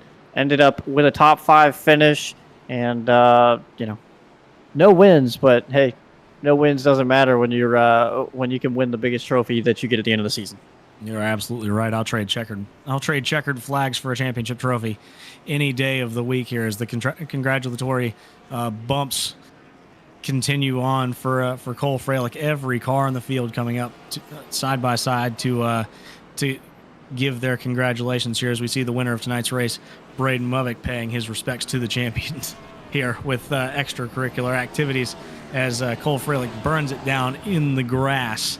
A very deserving championship from Freilich. Just had the speed all season long. Really, just a dominating performance. To always, like we've mentioned it so many times. Never claimed the checkered flag, but was always there. We mentioned his name at least, 20 times every single race, simply because of his pure pace and positioning to always come out with a solid points night and really build that point stack for this championship.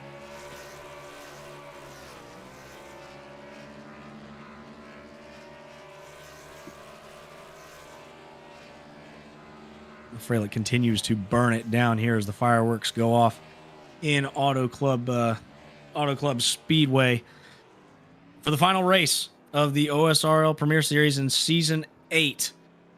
After, I believe it was a 16-race season, it feels like we've been broadcasting this for well over a year. Such a long season as Cole Freilich burns it down after winning the championship so deservingly. Great effort from him and William Schmidt to take it.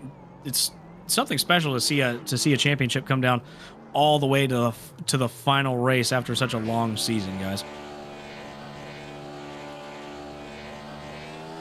Yeah, honestly, and to see Freilich actually get it done after, I know there were frustrations of not winning a race or, not getting certain things done, but at the end of the day, he captured the number 1 trophy that everybody wanted coming into this season.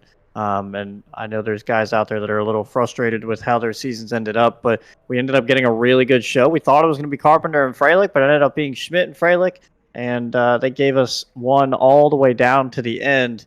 And I mean, I don't think you could really ask for anything better than that.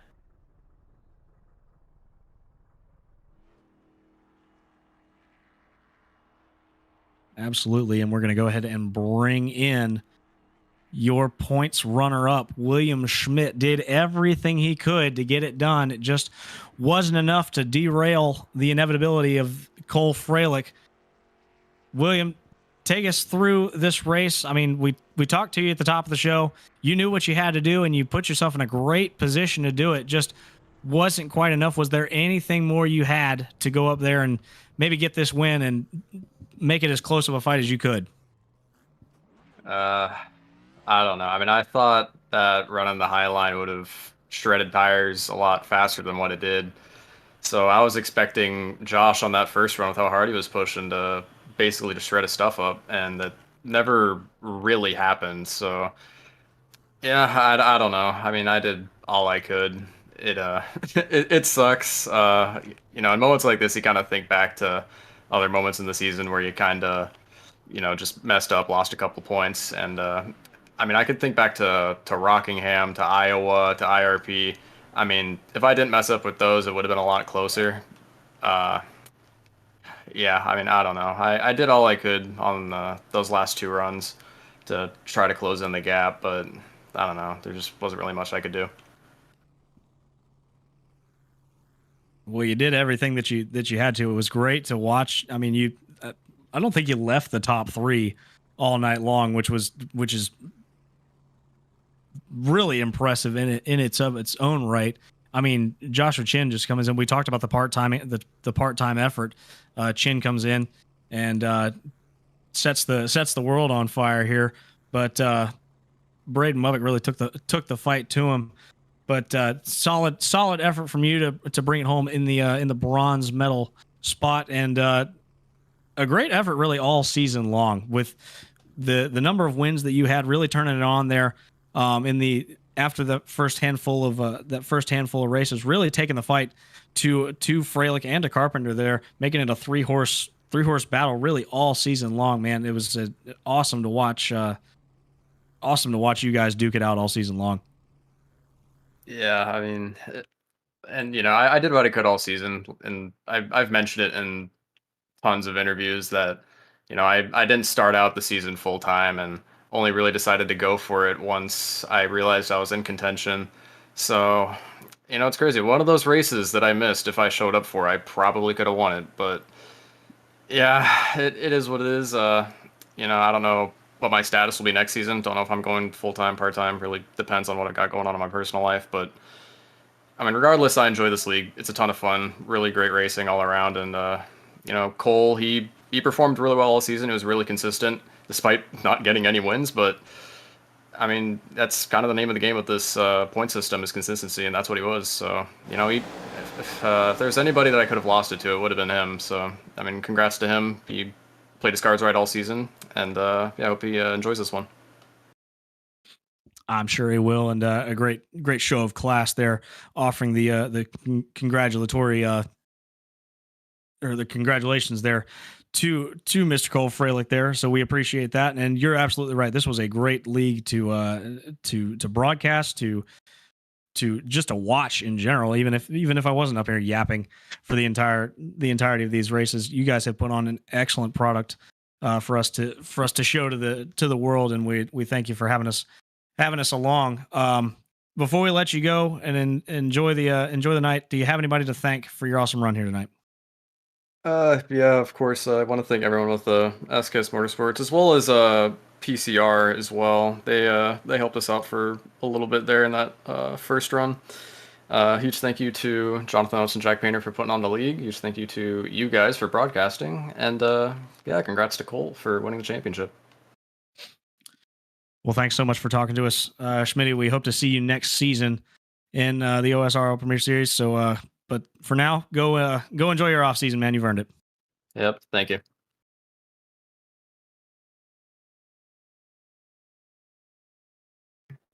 And we'll bring in your champion, Cole Freilich. Really solid run tonight. Nice little top 5 to cap it all off. But there were a lot of ups and downs this season, but you ended up at the highest of ups. You want to just take us through kind of your emotions currently and then how we got to this point for anyone that's watching? Well, well, the mission statement is, who the hell needs a damn win? I don't know, man. It's just, I've been chipping away at it. I mean, really, last fall, I just hit a hot streak. Kind of been riding the wave of that. I kind of fell off the wagon there about mid-season, and I didn't think, I thought Schmidt was going to come all the way back after Atlanta. I thought it was cooked there, but you just never know, and you never give up. I mean, life will throw a lot of shit at you, but when you succeed, it feels good, man.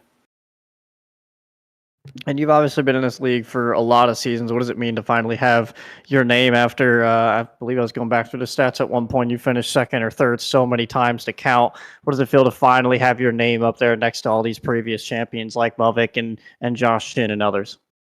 Well, I definitely, I feel a little out of place without the wins, but I think in the long run, that just means I'm the smartest champion. So I'm so happy because, like, I didn't know if I could pull this one off because Kendall kind of threw me for a loop there that first 2 races. I didn't think he would be that big of a threat, and then he knocked off those 2 wins. I'm like, oh, I actually got some competition here this season. I can't really get off the pedal like I thought I could, but yeah, I mean, Schmitty and Carpenter, they kept me honest this season. I feel like there's a lot of races we gave away wins, but I mean, honestly, just that's the beauty of an old school style points is you can have a few bad runs here or there, you can not win races, and you can still be good. I mean, it's the beauty of an old points format, and I hope we never switch from it. Consistency and that drop week both played a little bit into benefiting you and putting you in the best spot. But to your point, no one needs these wins to get it done, and you did your best to put yourself in the number 1 spot. Anything to think about coming back for next season? Obviously, you've done it now. Are you coming back to defend? Do you want to run full time? Or are you going to try to do something different next season? Oh, yeah, we're coming back. I don't know if I'm going to run Pro Cup full time, but Premier for sure we're going to run full time. Really, I'm looking forward to getting back to Daytona. I think I can win Daytona. One missed block this season's why I didn't win it, and that's going to be the race I try for every season now. Well, Cole, from the gate, you're probably one of the most exciting guys to watch, and definitely one of the most entertaining on the mic and everything. So, looking forward to talking with you next season, and hopefully you go and enjoy yourself this offseason. Congrats on that Season 8 championship and finally adding yourself to that name. Yeah, I appreciate it, and I just want to shout out everybody on the Kart Chaser Acceleration, Kart Racing, Simcraft, Simrap Market, CFM Esports, Misery Motor Club, Rookie Esports. I just want to thank all those guys. Rain Race Podcast, they stick on my car. They look good. Princeton Drugstore. It was a contingency sponsor, but it'll probably have a bigger presence next season. And this is the car for next season. This is what it's going to look like. So. Hopefully I put it on a show for you boys, and hope everybody likes the new car.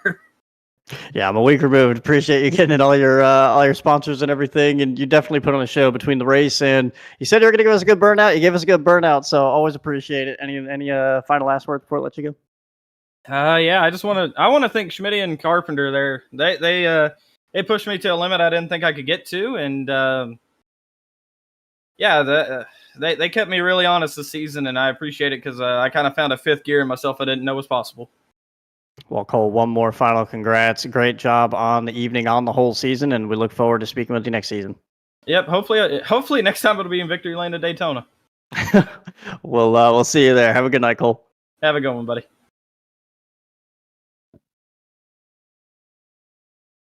And last but certainly not least, we'll bring in tonight's race winner, claiming the final checkered flag of Season 8, Braden Movic. Walk us through the whole run, because your performance really was a long game, much like your last win. Really coming on strong there at the end and saving the tires, having the drive to just pull away from Josh Chin, who looked like about your only competition when it came to the back part of these runs. Take us through the pit strategy and what it took to get you where you did. Man, I've been waiting to win here for a long time. I've come so close. Both races I've run here. Finally got one done. Finally. Very happy to finally win here. It's one of my favorite tracks. One of the best combos in the service. So really happy to get a win here in OSRL. But yeah, the race really started out as it was like team deathmatch kind of. Schmidt had me, Aiden Walker, and Dominic Barbagallo in his corner trying to help him out, get him some spots at the points on Cole. And then Cole had like Vargas, Chin, Gabe Wood. Like they both had a little bit of a team assembled.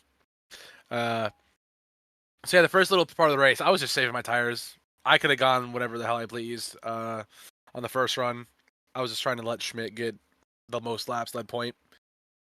But yeah, then yellow came out, everyone pitted, and we went green the rest of the way. I'm trying to remember. I get so tunnel visioned. I cannot recall the first half of the race at all. But yeah, it was like a little bit more of the same. Just trying to keep Cole behind me, really just try to help out Schmidt. And Josh was just gone. He got a huge lead, and we started closing in. And yeah, he pitted like 7 or 8 laps before us in the first run. And yeah, ran him down from like 10 seconds back.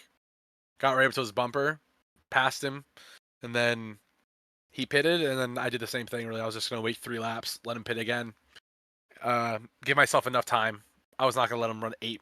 I was not gonna let him run 5 extra laps. So I don't even think I would have gotten him, if I pitted that 8 laps after him. But yeah, pitted 3 laps after him. Just didn't kill my stuff like I did at Iowa, and yeah, passed him late, and wrapped that white line all the way to the win. Oh well, yeah. Let me tell you, son. You took it to him here tonight, especially late on in these runs. So congratulations once again on your win. You mentioned this is one of, if not your favorite car track combos here. What about it makes it so high on your list? Is it the wide banking, the high power of these cars? What is it that makes it such a good, a great place to race? It's all those points. It's wide. It eats up the tires. It's fast. Gotta be really smart with your throttle control, car placement.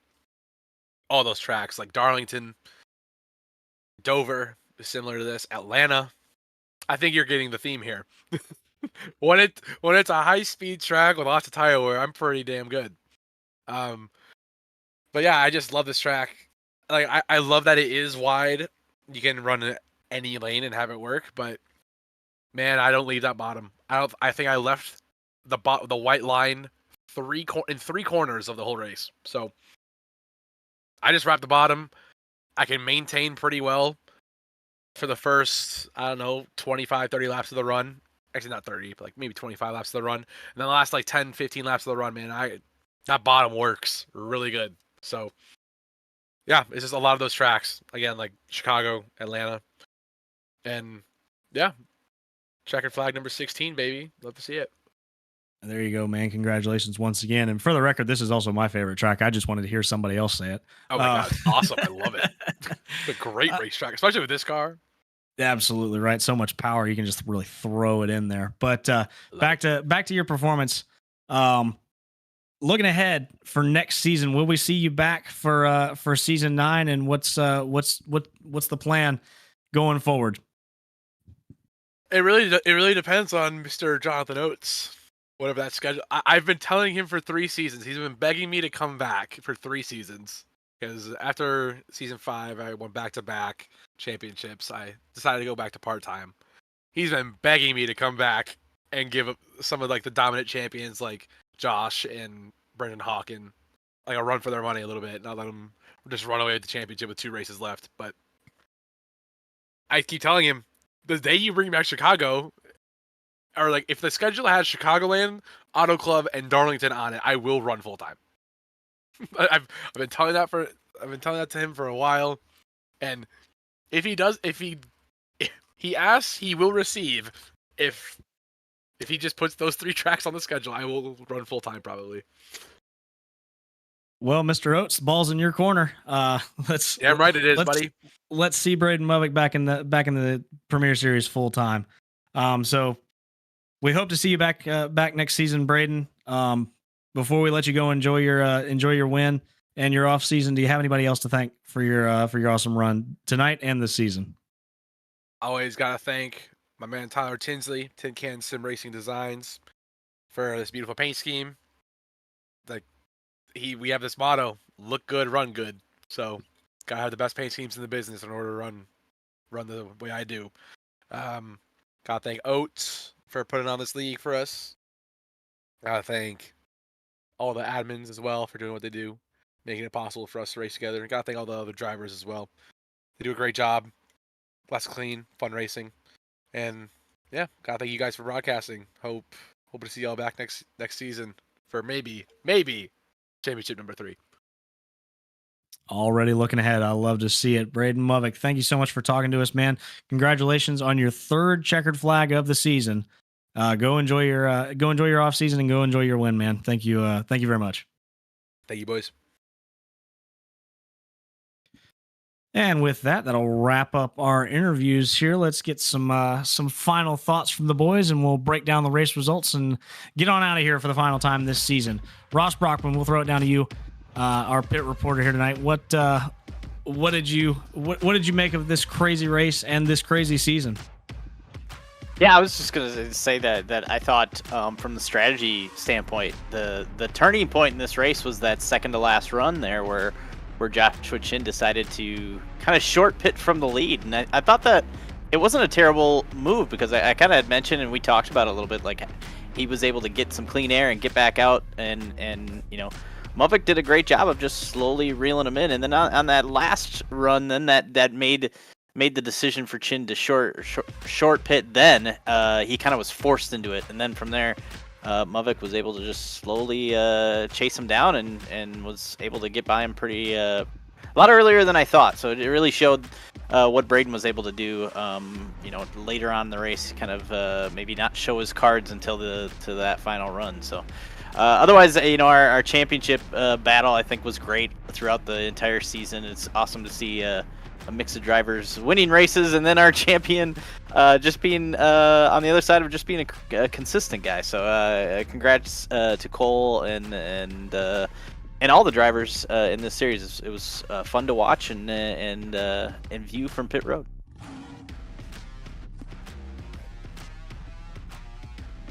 Yeah, I think, you know, to that point, there was a lot of interesting strategies tonight, but at the same time, I think Movick is just really, really good at kind of faking everyone out and making them think something different. He's just so, I don't want to say, you know, slow at the beginning of these runs, but he kind of plays chicken, and he just kind of, he runs his own pace and doesn't really show his cards, and then as you get towards the end of a run, he really backs you into a box.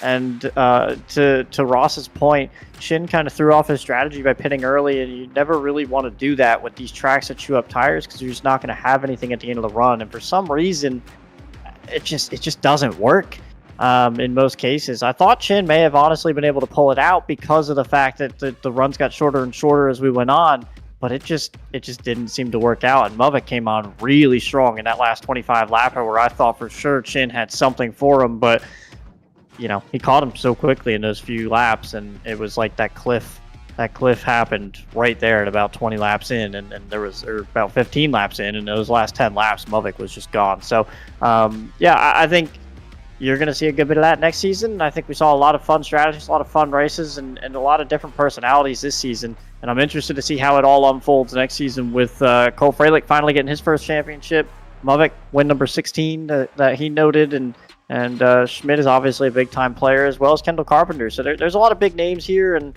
you know, I guess it's up to Oates if Movick's able to come back and run full-time or anything. But there's a lot of different moving parts that could make next season very exciting and potentially trump this season. But we got a lot unfolded this season in Cole Fralick.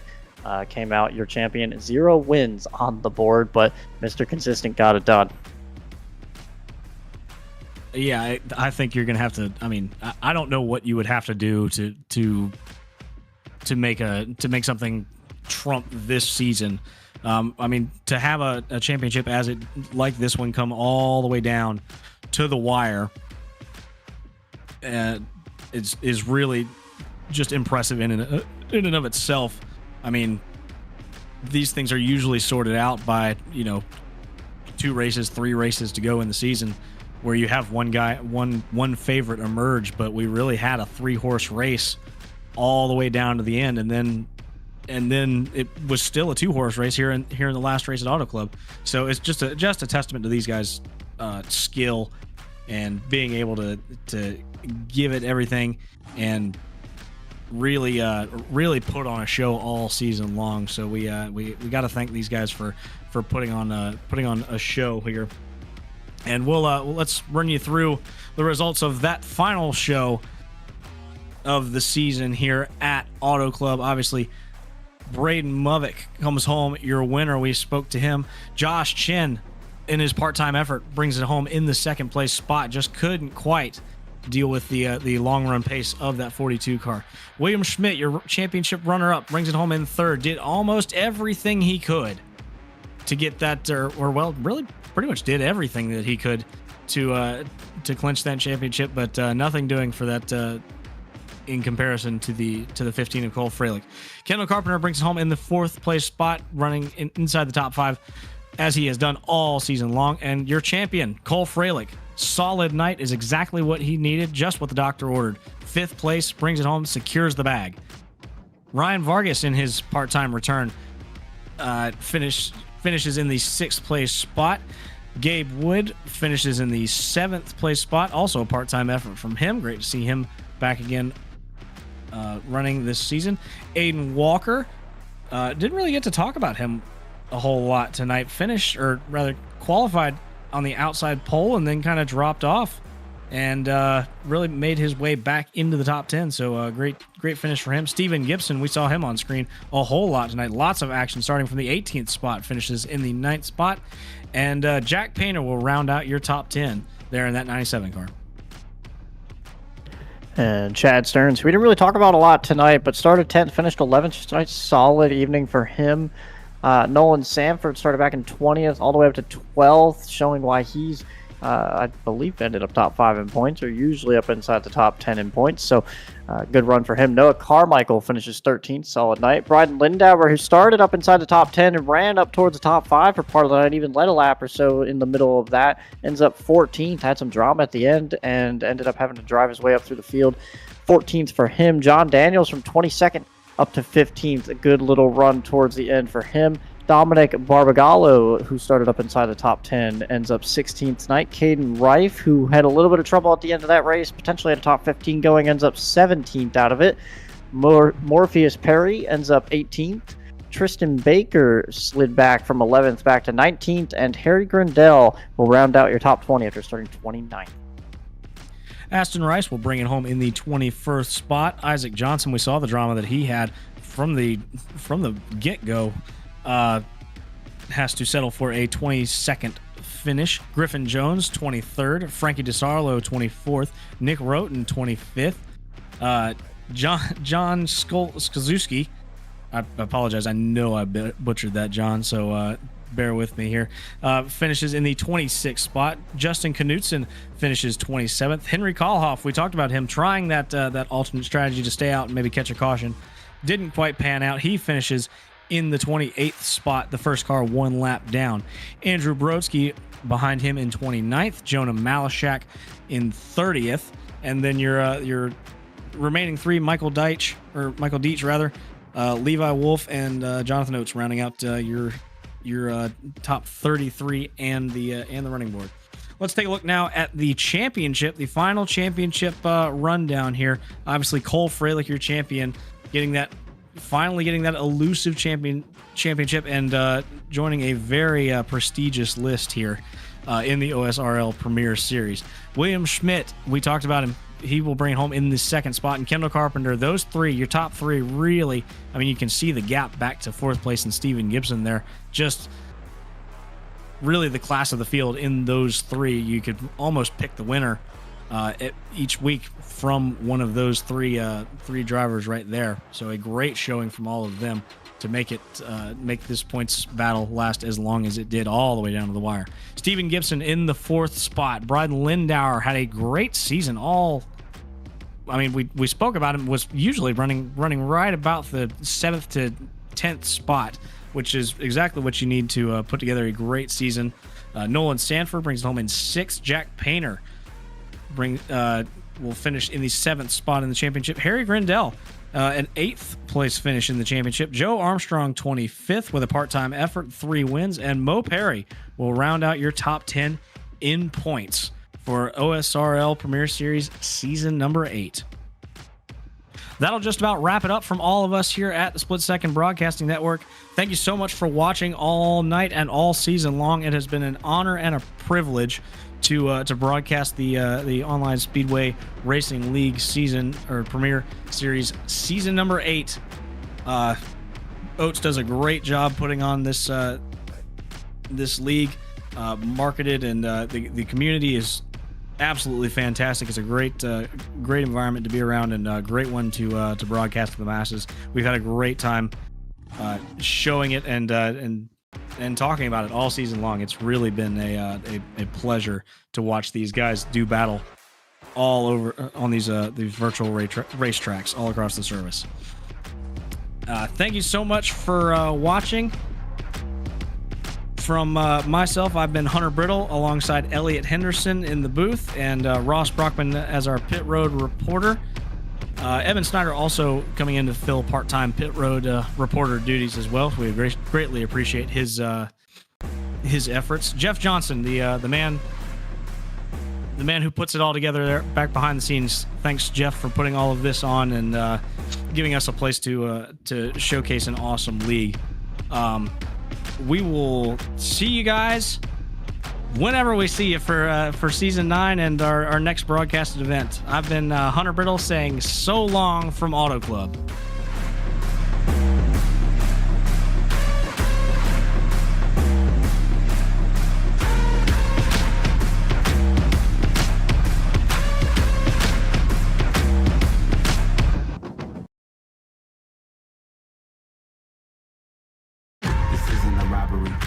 In the sky if you got a dream.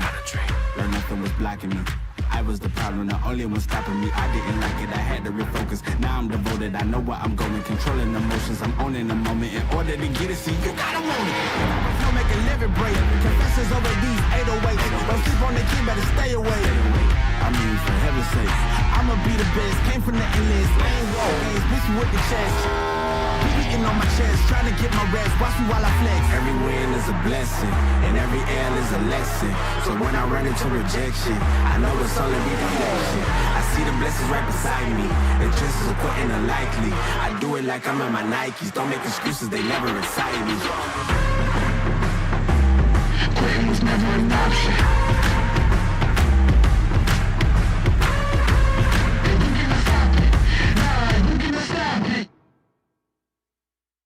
Fairly frequently.